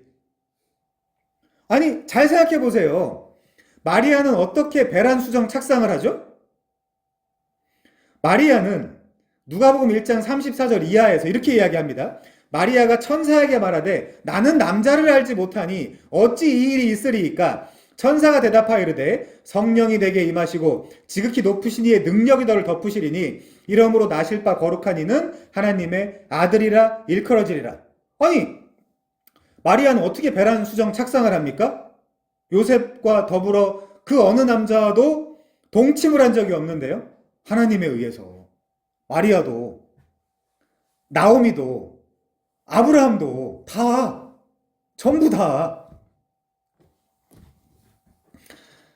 마치 사라 때처럼 하나님이 성령이 아사 행하셨다라고 분명히 돼 있죠. 성령이 내게 임하시고 지극히 높으신 이의 능력이 너를 덮어서 아들을 낳을 것이라고 말하고 있는 것입니다. 아브라함, 사레도 임신이 불가능한 상태였잖아요. 자, 6절이요. 거기 있을 그때에 해산할 날이 차서 첫 아들을 낳아 강보로 싸서 구유에 뉘었으니 이는 여관에 있을 곳이 없음이러라. 그 지역의 목자들이 밤에 밖에서 자기 양떼를 지키더니 주의 사자가 곁에 서고 주의 영광이 그들을 두루 비추매 크게 무서워하는지라. 천사가 이르되 무서워하지 마라. 보라, 내가 온 백성에게 미칠 큰 기쁨의 좋은 소식을 너희에게 전하노라. 오늘 다윗의 동네에, 나오미의 동네에 구주가 나셨으니 곧 그리스도 주시니라. 이 부분을 룻기 4장 14절과 연결해서 읽으면요, 여인들이 나오미에게 이르되 찬송할지로다. 여호와께서 오늘 내게 기업 물을 자가 없게 하지 아니하셨도다. 누가복음 1장 68절의 속량이 기업 물음이라는 단어라고 했어요. 이 아이의 이름이 이스라엘 중에 유명하게 되기를 원하노라. 이는 내 생명의 회복자이며 내 노년의 봉양자라. 곧 너를 사랑하며 일곱 아들보다 귀한 내 며느리가 낳은 자로다 하니라. 12절이요. 너희가 가서 강보에 쌓여 구유에 뉘어 있는 아기를 보리니 이것이 너희에게 표적이니라 하더라. 호련히 수많은 천군이 그 천사들과 함께 하나님을 찬송하여 이르되 지극히 높은 곳에서는 하나님께 영광, 땅에서는 하나님이 기뻐하시는 사람들 중에 평화. 요 14절만 보지 말고 요 전체를 성경신학적으로. 자, 여러분, 그래서 지금은 솔직히 참으로 유약해 보이는 복음이고 참으로 미약해 보이는 진리의 길이지만 사실 이 진실과 복음의 무게를 아는 수많은 천군이 그 천사들과 함께 소리 높여 하나님을 찬송할 내용이 바로 복음이라는 거예요. 여러분이 지금 그 길을 걷고 있는 거거든요. 그러므로 누가 욕 좀 하면 어떻습니까? 어떤 오해를 좀 당하고 또 크고 작은 고난과 환난 중에서도 이 천군 천사가 온 힘을 다해 소리쳐 하나님을 찬송하고 있는 이 복음의 길에 좀 더 힘을 내서 진지하게 동참하시지 않겠습니까? 물론 베들레헴을 빠져나온 나오미에게도 이 큰 은혜와 은총이 임하지만 그때도 나오미는 베들레헴을 빠져나갔지만 그때도 우리가 룻기를 잘 살펴보면 묵묵하게 베들레헴에 남아서 그 고난과 환난을 감내하며 자기 자리를 지켰던 사람들이 분명히 있었습니다. 베들레헴에 룻과 나오미가 돌아가서 보니까 보아스와 함께 추수밭에서 보아스에게 순종하며 즐겁고도 기쁘게 일하던 일꾼들이 분명히 있었거든요. 베들레헴에. 다음에 그때 찾아보겠지만 그게 교회를 상징하는 공동체거든요. 추수밭이잖아요, 거기가. 추수밭. 룻은 그렇게 자기 입장에서는 룻기 2장 3절에 보면 미크레, 우연히. 그러나 하나님의 입장에서는 필연적으로 다른 이의 밭이 아니라 굳이 보아스의 밭에 가서 거기서 보아스라는 사람을 만나서 당신의 옷자락으로 나를 덮어달라고. 그래서 당신이 싹 다 망해버린, 근데 내 집이 아니에요? 나오미의 집안의 기업을 물러달라고 부탁했던 것입니다. 그럼 나오미는요? 공짜죠. 공짜로 얻은 아들이죠. 공짜로 얻은 기업이죠. 그 공짜로 얻은 구원이 우리 구원이라니까요. 거기서 보아스와 로맨스에 빠지게 된 것입니다. 그래서 이 시리즈의 제목이 사실은 보리밭 로맨스예요. 누군가에게는 무섭고 두려운 추수밭, 심판의 자리지만 또 누군가에게는 우리 신랑, 우리 남친, 제가 남친이라고 하니까 좀 이상하긴 하네요. 예수와 함께 종말론적 로맨스를 즐기는 자리가 바로 이 추수밭인 것입니다. 여러분, 룻기라 그러잖아요. 룻이 무슨 뜻인지 아세요? 여자친구란 뜻이에요. 여자친구. 근데 이제 F들, 이 낭만적인 꿈을 좀 깨라 그랬죠. 보아스의 나이가 당시 학자들에 따라서 50세에서 80세까지 본다라고 말씀을 드렸죠. 여기서 이제 모든 환상과 이런 꿈이 다 깨지는 거죠. 물론 저도 F입니다. 우리 이제 김 집사님과 함께 극 F인 거죠. 제가 INFJ라고 그랬나요? 읽어보니까 그런 것 같더라고요. 아무튼 그럼 무슨 MBTI 같은 것들은 신앙생활에 전혀 상관이 없으니까 중요한 거 아니니까요. 자, 그래서 룻기 1장 22절에 보면 굳이 성경이 또 22절 보시죠. 잘 보세요. 22절. 이렇게 나와 있습니다. 나오미가 모압 지방에서 그의 며느리 모압 여인 룻과 함께 돌아왔는데 언제 돌아왔어요? 그들이 보리 추수 시작할 때. 이걸 또 풀어야 돼요. 다음 주나 다다음 주 정도에 풀면 되겠죠. 그들이 보리 추수 시작할 때 베들레헴에 이르렀더라. 추수 시기. 그것도 보리 추수 시작할 때. 요때가 언제죠? 오순절이에요. 요때가. 오순절. 7 곱하기 7. 49. 그 다음날. 오순절. 요때. 성령이 오순절날 오시잖아요. 성령이 오시면 뭐예요? 베드로가 설교해서 3,000명씩 막 구원받고 그러잖아요. 그때가 이날은 구원의 때요. 은혜 받을 날이로다. 구원의 날이 시작되는 때입니다. 그때 나오미와 룻이 보아스의 밭으로 우연히 말이 돼요, 그게? 안 되죠. 그거는 룻의 입장에서나 우연이죠. 하나님의 입장에서는 정확하게 모에드, 아주 정확한 그 시기에 따라서, 계획에 따라서 구속사가 진행되는 것입니다. 자, 오늘은 거시적으로 본다라고 했으니까요. 자세한 본문 중에 다음 시간에 하도록 하고요. 그때도 다음 시간에 했던 것 같은데 오늘도 똑같이 너무 반갑습니다. 오랜만이에요. 자, 본문 6절부터 14절을 한 번에 보겠습니다. 플롯 자체는 어려운 내용이 없죠. 사실 룻기 강의 끝난 거나 다름이 없어요. 그 여인이 모압 지방에서 여호와께서 자기 백성을 돌보시사, 이게 파카드 설명했고요. 그들에게 양식을 주셨다 함을 듣고 이에 두 며느리와 함께 일어나 모압 지방에서 돌아오려 하여 여기 돌보셔서 양식을 주신다라는 내용으로 나오미를 돌아오게 해서 결국 대리인인 며느리 룻을 통해 나오미 대신 아들을 베란 수정 착상케 해서 그리스도의 족보를 잇는 내용이 룻기라 그랬죠. 만약에 여기서 딸을 낳으면 어떻게 될까요? 말이 안 되죠. 그거는 구속사의 관점에서 보면 이거 잊으시면 안 돼요. 아들을 베랑 수정 착상케 해서 그리스도의 족보를 잇게 하는 내용이 룻기입니다. 아니면 양식 같은 데 집중하시면 안 됩니다. 사사기와 왕정 시대를 잇는 다윗의 출생을 보시라 그랬죠. 그걸 유다 지파의 며느리가 그 일을 해야 되는데 모압 여인이 지금 대신하고 있어요. 자, 7절 보겠습니다. 있던 곳에서 나오고 두 며느리도 그와 함께하여 유다 땅으로 돌아오려고 길을 가다가 나오미가 두 며느리에게 이르되 너희는 각기 너희 어머니의 집으로 돌아가라. 너희가 죽은 자들과 나를 선대한 것 같이 여호와께서 너희를 선대하시기를 원하며, 이 선대가 헤세드입니다. 이것도 풀어야 되겠죠. 다음 시간에. 여호와께서 너희에게 허락하사.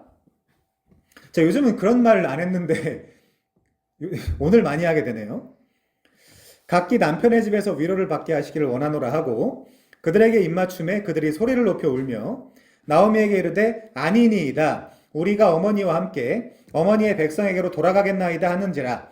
나오미가 이르되 내 딸들아 돌아가라. 너희가 어찌 나와 함께 가려느냐? 내 태중에 너희의 남편 될 아들들이 아직 있느냐? 내 딸들아 되돌아가라. 나는 늙었으니 남편을 두지 못할지라. 가령, 요 가령이란 단어에 담겨 있는 내용을 계대 결혼법이라고 합니다. 계대 결혼법. 요걸 지금부터 설명할 건데, 가령 내가 소망이 있다라고 말한다든지 오늘 밤에 내가 남편을 두어 아들들을 낳는다 하더라도 너희가 어찌 그들이 자라기를 기다리겠으며 어찌 남편 없이 지내겠다라고 결심하겠느냐? 내 딸들아 그렇지 아니하니라. 여호와의 손이 나를 치셨으므로 나는 너희로 말미암아 더욱 마음이 아프도다 하매 그들이 소리를 높여 울더니 오르바는 그의 시어머니에게 입맞추되 룻은 그를 부쫓았더라. 자, 지금부터 이 나오미의 이야기에 나타난 룻의 이야기를 저는 창세기 38장 다말의 이야기와 함께 비교를 한번 해보려고 합니다. 왜 그래야 됩니까, 여러분? 자, 이제 굳이 끼워 맞추는 것이 아니라 두 가지 정도의 이유가 있습니다. 첫 번째는 결국 룻은 시어머니를 손절치고 모압으로 돌아가지 않고 나오미를 붙여찼습니다. 그리고 그때 가서 또 이야기를 해야 되겠지만 중요한 내용이 하나 더 있어요. 두 번째는 룻기 4장 12절 이하입니다. 한번 볼까요? 룻기 4장 12절 이하. 거기 보시면요. 여호와께서 이 젊은 여자로 말미암아 내게 상속자를 주사 네 집이 뭐라고 나와 있어요? 네 집이 다말이 유다에게 낳아준 베레스의 집과 같게 하시기를 원하노라 하니라. 그래서 우리는 필연적으로 지금 제가 끼워 맞추는 게 아니라 이 룻의 이야기를 다말 이야기와 연결해서 한번 풀어봐야 된다는 이야기입니다. 이에 보아스가 룻을 맞이하여 아내로 삼고 그에게 들어갔더니 여호와께서 그에게 임신하게 하심으로, 여기도 누가 임신하게 했다라고 돼 있어요? 여호와께서. 그가 아들을 낳은지라. 결국 룻기 자체도 이 룻의 역할이 마치 전에 다말이 한 역할과 똑같게 묘사되어 있기 때문에 제가 이걸 연결해서 설명하지 않을 수가 없는 거예요. 자, 창세기 38장은 잘 들으십시오. 이거 두 개를 연결해서 이해하면 둘 다 풀려요. 창세기 38장은 유다와 다말에 관한 이야기가 수록되어 있습니다. 사실 좀 생뚱맞게 느껴질 수도 있어요. 왜냐하면 창세기 37장과 39장은 분명히 요셉에 대한 이야기입니다. 그리고 도대체 표면적으로만 보면 이 저열한 내용의 이야기가 왜 거룩한 경전이라는 의미의 성경에 담겨 있냐라는 문제 제기도 할 수 있어요. 그러니까 내용도 이상하고 문맥도 이상하다라는 거죠. 데이비슨이라는 주석가를 포함한 많은 학자들은 이 창세기 38장은 후대에 잘못 삽입된 본문임에 틀림없다라고까지 말하기도 합니다. 그러나 전혀 그렇지 않고요. 씨와 자손에 대한 중요성을 부각하기 위해서 본문이 주어졌다라고 생각하시면 됩니다. 자, 한번 볼까요? 창세기 37장 36절 마지막 절은요. 이렇게 끝이 납니다. 바로의 신하 친위 대장 보디발에게 요셉이 팔려가는 내용으로 끝이 나요. 그렇죠? 같이 한번 확인해 보면 그렇죠. 그러고 이 창세기 38장 전체를 싹 다 스킵하고 바로 창세기 39장 1절을 읽으면 따라오고 계시죠 지금? 그 다음 1절 읽으면 요셉이 이끌려 애굽에 내려가매 또 바로의 신하 친위 대장 애굽 사람 보디발 이야기가 나옵니다. 자, 그런데 놀라운 건 이거죠. 여기 신하라고 번역된 히브리어 사리스라는 단어는 환관, 넷이라는 뜻의 단어입니다. 그러니까 씨가 없다는 뜻이죠.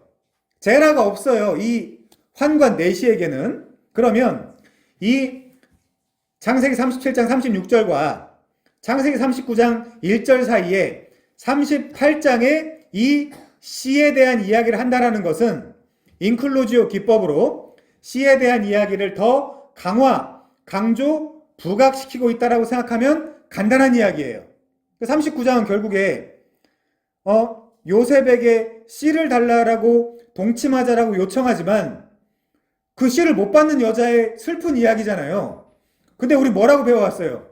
요셉이 요 간음을 이겨내서 요셉이 예굽의 총리가 되었더라. 이런 사실 말도 안 되는 이야기들을 하고 있거든요. 사실은 그건 성경의 의도가 아니에요. 이 씨에 대한 이야기를 하고 있단 말이에요. 지금 왜 이 여자는 요셉과 동침하자라고 했지만 씨를 못 받고 있는가? 그 씨에 대한 중요성을 부각하기 위한 본문으로서의 창세기 38장 다말과 시아버지의 사건. 거기서 우리가 진리와 복음을 끌어내야 된다는 이야기예요. 제 말은.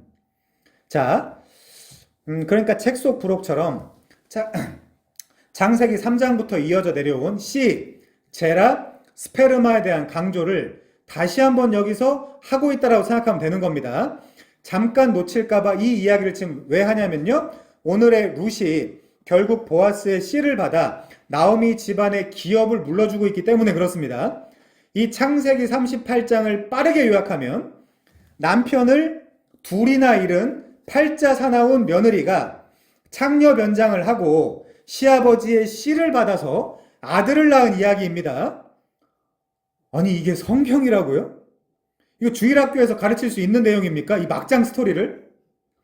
이것을 다이렉트로 가르치는 것은 교육과정 단계에 분명한 문제가 있겠지만 이 씨와 자손에 대한 이야기는 반드시 가르치긴 해야 되겠죠. 자, 창세기 38장 1절부터 11절 보겠습니다.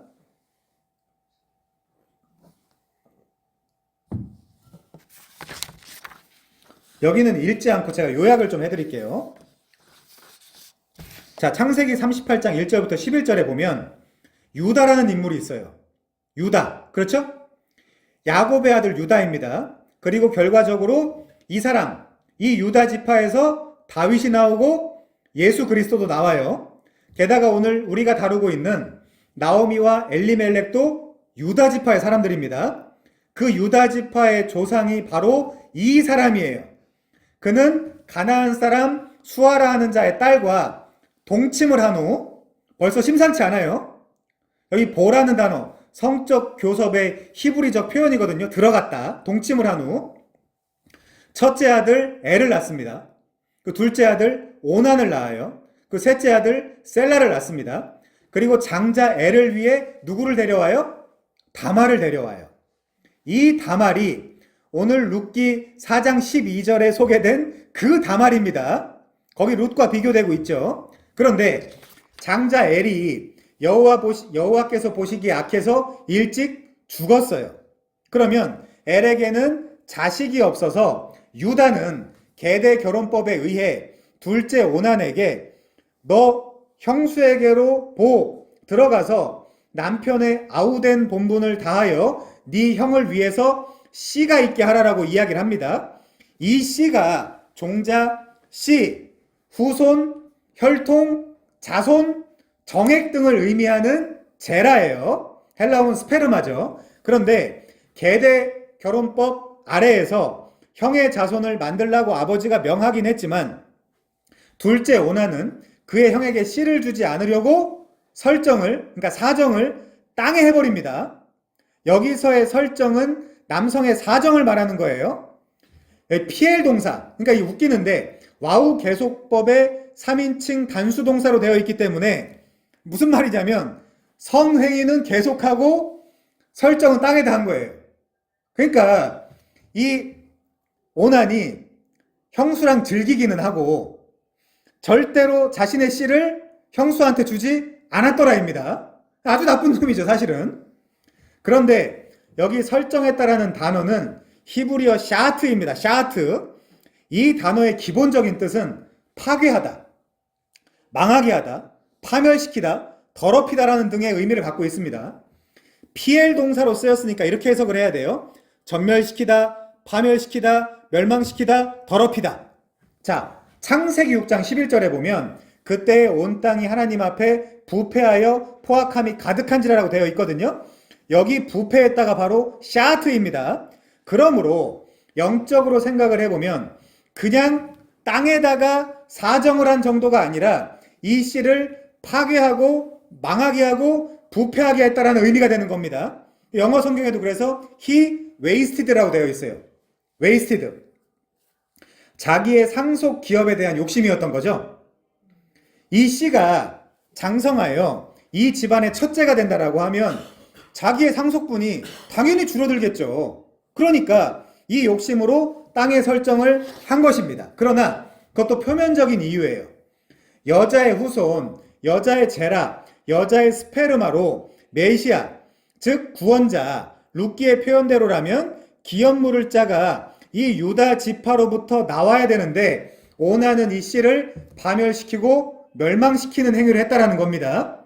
그러니까 오나니즘, 마스터베이션 정도가 아닌 거예요. 그러면 유다 지파로부터 메시아가 나타나지 못하게 되지 않겠습니까? 안 연결이 되잖아요.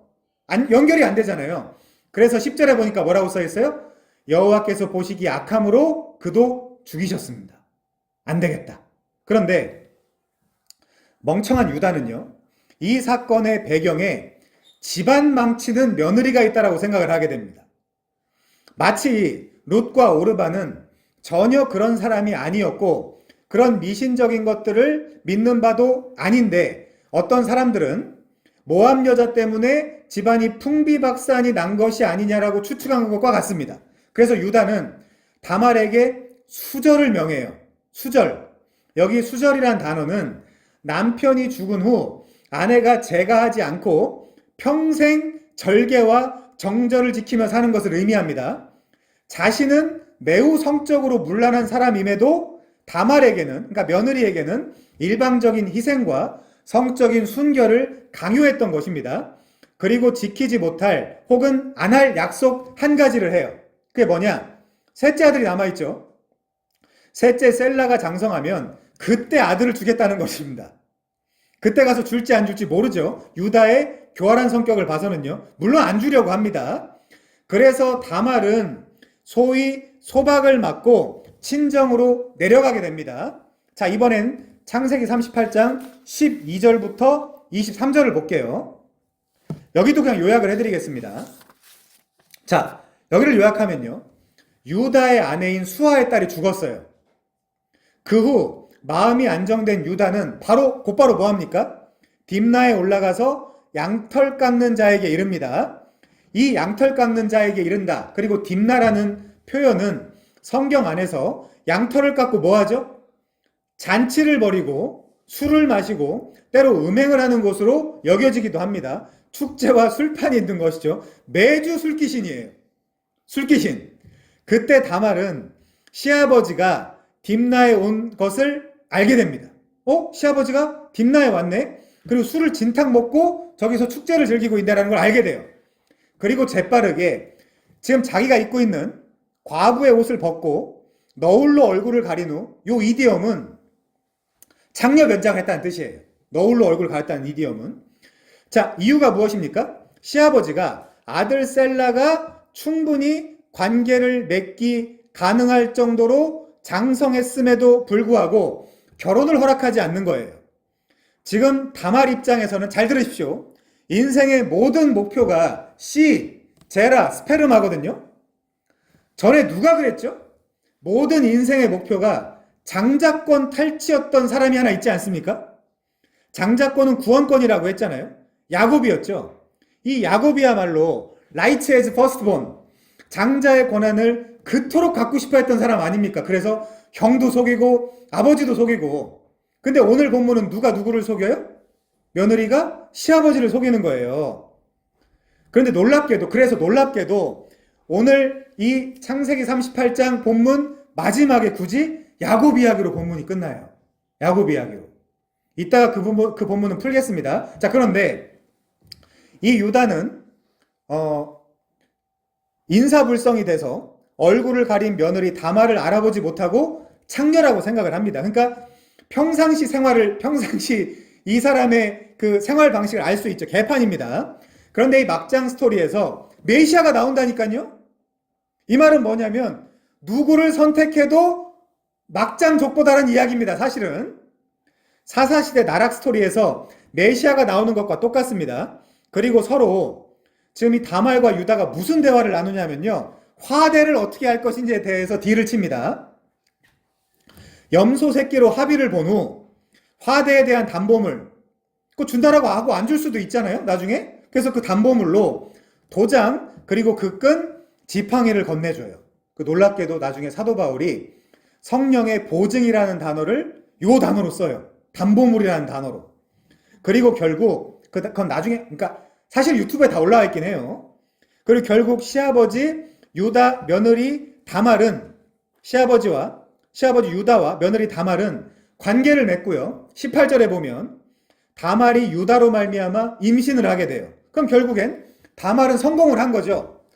엘한테도 안 됐고 오난한테도 안 됐고 셀라한테도 안 됐고 드디어 시아버지 유다에게. 아니 그러면 다말은 왜 이렇게까지 하는 거죠? 왜 이렇게까지? 그게 야곱이라니까요. 이따 마지막에 풀겠습니다. 왜 그런지.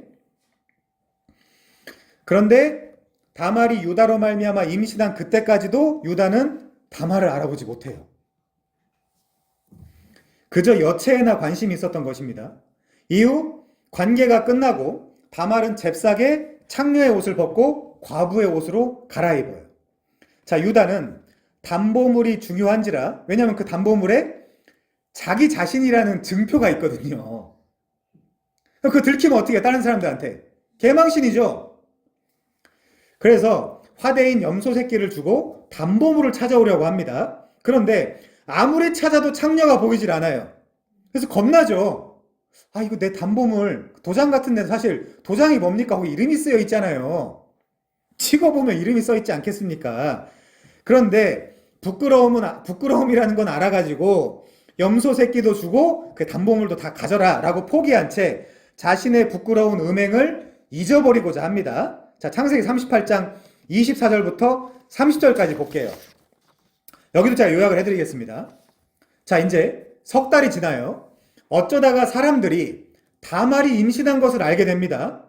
아니 지금 과부고 수절 중이라 그러니까 이 다말은 필히 행음을 한 것이라고 생각을 했습니다. 사람들이요. 그 사실을 어떤 사람이 유다에게 가서 알려줘요. 그러자 유다는 노발대발하면서 며느리 다말을 끌어내서 불사를 하고 합니다. 다말은 끌려나가면서 유다에게 받은 담보물을 보여주면서 이 도장과 끈과 지팡이가 누구 거게? 라고 묻습니다. 이 담보물의 임자로 말미암아 임신했지롱이라고 폭로를 해요. 그런데 그것을 유다가 모를 리가 없잖아요. 그 물건들, 즉 화대를 주기 전 임시로 제공했던 담보물은 자신이 분명 창녀에게 준 담보물이었습니다. 결국 시아버지 유다는 며느리 다말과 관계를 맺은 셈이 된 겁니다. 그리고 진정한 내로남불 유다는 의미심장한 말을 해요. 26절입니다. 26절. 그는, 물론 원은 그녀겠죠. 그녀는 나보다 옳도다. 내가 그를 내 아들 셀라에게 주지 아니하였음이로다. 라고 합니다. 다말은 그게 엘이든 오난이든 셀라든 심지어 유다든 어떻게 해서든 꼭 이 유다 지파의 씨를 갖고 싶어하는 사람이에요. 성경은 그것을 지금 의롭다라고 표현하고 있습니다. 그 반대급부의 사람을 히브리서 12장 16절에서 이렇게 표현합니다. 음행하는 자와 혹 한 그릇 음식을 위하여 장자의 명분을 판 에서와 같이 망령된 자가 없도록 살펴라. 너희가 아는 바와 같이 그가 그 후에 축복을 이어받으려고 눈물을 흘리며 구하되 버림받은 바가 되어, 그 다음에 중요해요. 회개할 기회를 얻지 못하였느니라. 장자권, 장자의 명분을 놓쳤을 뿐인데 히브리서 기자는 지금 에서가 회개할 기회를 얻지 못했다라고 하죠. 같은 히브리서 12장 23절에 이렇게 말합니다. 하늘에 기록된 장자들의 모임과, 여기 그러면 장자권을 뺏긴 에서가 갈 수 있어요, 없어요? 못 가죠. 장자권이 없는데. 못 가죠. 하늘에 기록된 장자들의 모임과 교회와 만민의 심판자이신 하나님과 및 온전하게 된 의인들의 영들과, 여기 참여 못합니다. 장자권이 없으니까요. 장자들의 모임, 야곱이나 다말은 바로 그 장자권, 그리스도의 족보에 들어가는 구원권을 갖고 싶어 했던 거예요. 장자권이 있어야 장자들의 총회에 참석을 할 수 있죠. 자, 그래서 제가 분명히 에서와 야곱 이야기라고 했죠. 자, 잘 보세요. 창세기 38장이 어떻게 끝나는지. 다말과 유다가 관계를 맺고 출산할 때 보니까 굳이 쌍태예요. 창세기 안에서 쌍태만 지금 2명이 나오고 있습니다. 그렇죠? 에서와 야곱, 베레스와 세라. 저게 어떤 연관성이 있나 보죠. 그리고 궁극적으로 이게 룻 사건과 어떻게 연결되는지까지 봐야 되겠죠. 자, 누가 생각납니까? 에서와 야곱이 생각나죠. 그러면 쌍태라는 이유만으로 에서와 야곱을 유추해내는 것은 좀 과한 생각 아닙니까? 라고 누군가가 반발을 한다면 그 정도 생각을 제가 못할까요? 자, 잘 보세요. 28절부터 보면 해산할 때 손이 불쑥 나와요. 그쵸? 해산할 때 한 손이 불쑥 나옵니다. 근데 굳이 산파가 이는 먼저 나온 자라 하고 홍색실을 그 손에다가 둘둘 메어줍니다. 그러자 홍색실을 손에다 메어주니까 손을 쏙 집어넣어요. 그 후에 그의 아우가 나옵니다. 왜 하필 먼저 나온 아기에게 홍색실을 메어줍니까? 여러분, 이는 에서를 상징하는 것입니다. 에서의 별명이 뭐죠? 불금. 불타는 금요일이 아니라 리을 기억 불금. 에돔이잖아요. 에서의 별명이 에돔, 불금. 자, 이사야 63장 1, 2절에 보면요. 에돔에서 오는 이 누구며 붉은 옷을 입고 보스라에서 오는 이가 누구냐? 어찌하여 네 의복이 붉으며 네 옷이 포도즙 틀을 밟은 자 같으냐라고 합니다. 이 에서를 상징하는 먼저 나온 이에게 요게 세라죠. 홍색실, 붉은 실을 매주니까 이 아기가 손을 쏙 안쪽으로 집어넣습니다. 그리고 그의 아우가 마치 자신이 장자라도 되겠다는 듯이 형과 먼저 다투며 먼저 나오겠다라고 하는 중에 누굴 상징합니까? 야곱을 상징하죠. 그렇게 야곱을 상징하는 베레스가 학자들에 의하면 어머니의 회음부까지 터트리며, 그 베레스의 뜻이 뭐예요? 터짐이라니까. 터짐. 회음부까지 터트리며 먼저 나왔고, 누구 같아요? 꼭 야곱 같잖아요. 그 이후에 얘가 다 나오고 난 그 이후에 홍색실 있는 자 에서를 상징하는 세라가 그 뒤에 나오게 된 것입니다. 뭘 상징해요? 장자 네가 해라. 근데 그렇게 된 사건 자체가 뭐라고요? 회개할 기회를 갖지 못했다. 너는 장자들의 총회에 참여할 자격이 없다. 그래서 아버지가 나중에 야곱과 에서한테 주는 그 저주가 어마어마하잖아요. 야곱한테는 축복을 어마어마하게 하고요. 자, 이 사건을 통해 알 수 있는 것은 하나님의 백성들인 야곱과 다말은 어떻게 해서든지 장자권, 즉 그리스도의 족보에 참여하고 싶은 열망이 있었다는 사실을 알 수 있습니다. 그것을 오늘의 룻기에서, 자, 다시 룻기 4장 12절 보죠. 룻기 4장 12절 다시 읽어보겠습니다. 여호와께서 이 젊은 여자로 말미암아 내게 상속자를 주사 네 집이 다말이 유다에게 낳아준 장자권, 장자의 명분, 그리스도의 족보에 참여함을 포기한 세라가 아니라 누구의 집? 베레스의 집과 같게 하시길 원하노라. 그 다음에 그래서 룻기 4장 18절부터 22절 볼게요. 베레스의 계보는 이러하니라. 베레스는 헤스론을 낳고, 아니 세라가 먼저 나와서 먼저 나왔다라고 홍색실까지 나왔는데 왜 베레스예요? 왜 세라가 족보에서 사라졌습니까? 손을 집어넣었잖아요. 장자를 양보했잖아요. 누구처럼요? 망령된 자 에서처럼요. 그까지 뭐예요? 그 팥죽 한 그릇 얻어먹으려고 장자권을 자기 동생한테 팔아먹는다고? 넌 안 되겠다, 야. 넌 이 구원이 얼마나 소중한지 모르고 있는 것 같다. 너는 아웃. 회개할 기회를 얻지 못하였음. 장자들의 총회에 들어올 자격이 없음. 자, 다시요. 베레스의 계보는 이러하니라. 베레스는, 이거 완전 세라는 삭제됐습니다. 헤스론을 낳고, 헤스론은 람을 낳고, 람은 아미나답을 낳고, 아미나답은 나손을 낳고, 나손은 살몬을 낳고, 살몬은 보아스를 낳고, 보아스는 오벳을 낳고, 오벳은 이새를 낳고, 이새는 이거 소개하려고 그러죠. 룻기가 다윗왕을 낳으니라. 자, 이제 우리 마태복음 1장 한번 가볼까요? 마태복음 1장.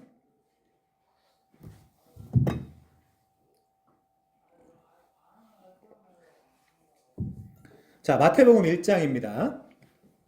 1절부터 보죠. 그냥 아브라함과 다윗의, 원래는 아들입니다. 휘오스니까요. 아브라함과 다윗의 아들 예수 그리스도의 계보라. 아브라함이 이삭을 낳고, 이름 잘 기록되어 있습니다. 이삭은 야곱을 낳고, 요 사람들이 장자들의 초경에 들어가는 거예요. 요 족보에 참여한 사람들이. 야곱은 유다와 그 형제들을 낳고, 유다는 다말에게서 베레스와 세라를 낳았는데, 베레스는 헤스론을 낳고, 세라 어디 갔어요? 삭제됐다니까요. 헤스론은 람을 낳고, 람은 아비나답을 낳고, 아미나답은 나손을 낳고, 나손은 살몬을 낳고, 살몬은 라합에게서 보아스를 낳고, 보아스는 루색에서 오벳을 낳고, 오벳은 이새를 낳고, 이새는 다윗왕을 낳은지라. 결국 룻기 4장 12절 13절 여호와께서 이 젊은 여자로 말미암아 내게 상속자를 주사 네 집이 다말이 유다에게서 낳아준 세라의 집이 아니라 베레스의 집과 같게 하시기를 원하노라. 왜 세라의 집은 아니죠? 거긴 삭제했다니까요. 이해하고 보면 기가 막힌 말이죠. 사실 13절이요.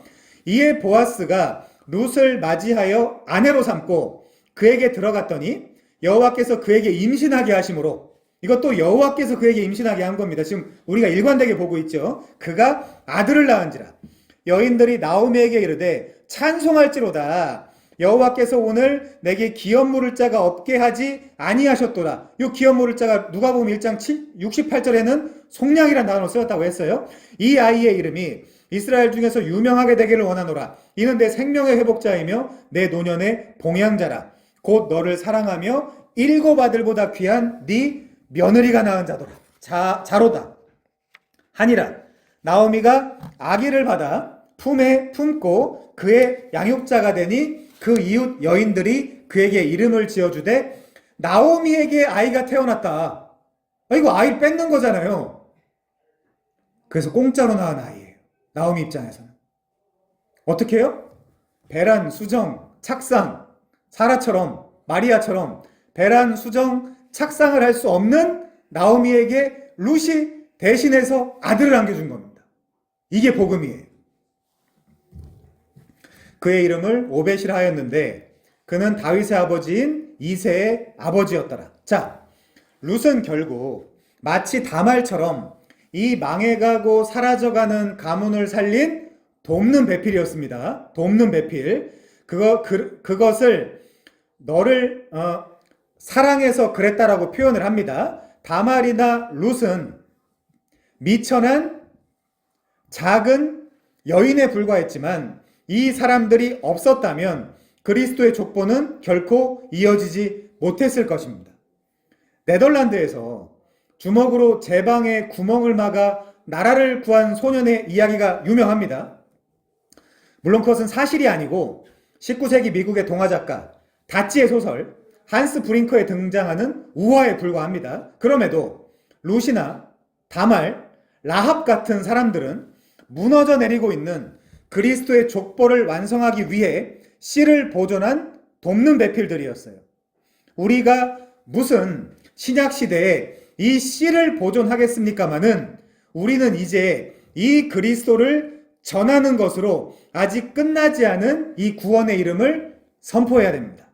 그래서 이 많은 사람들로 하여금 예수 그리스도의 족보에 편입돼 주게 하는 거예요.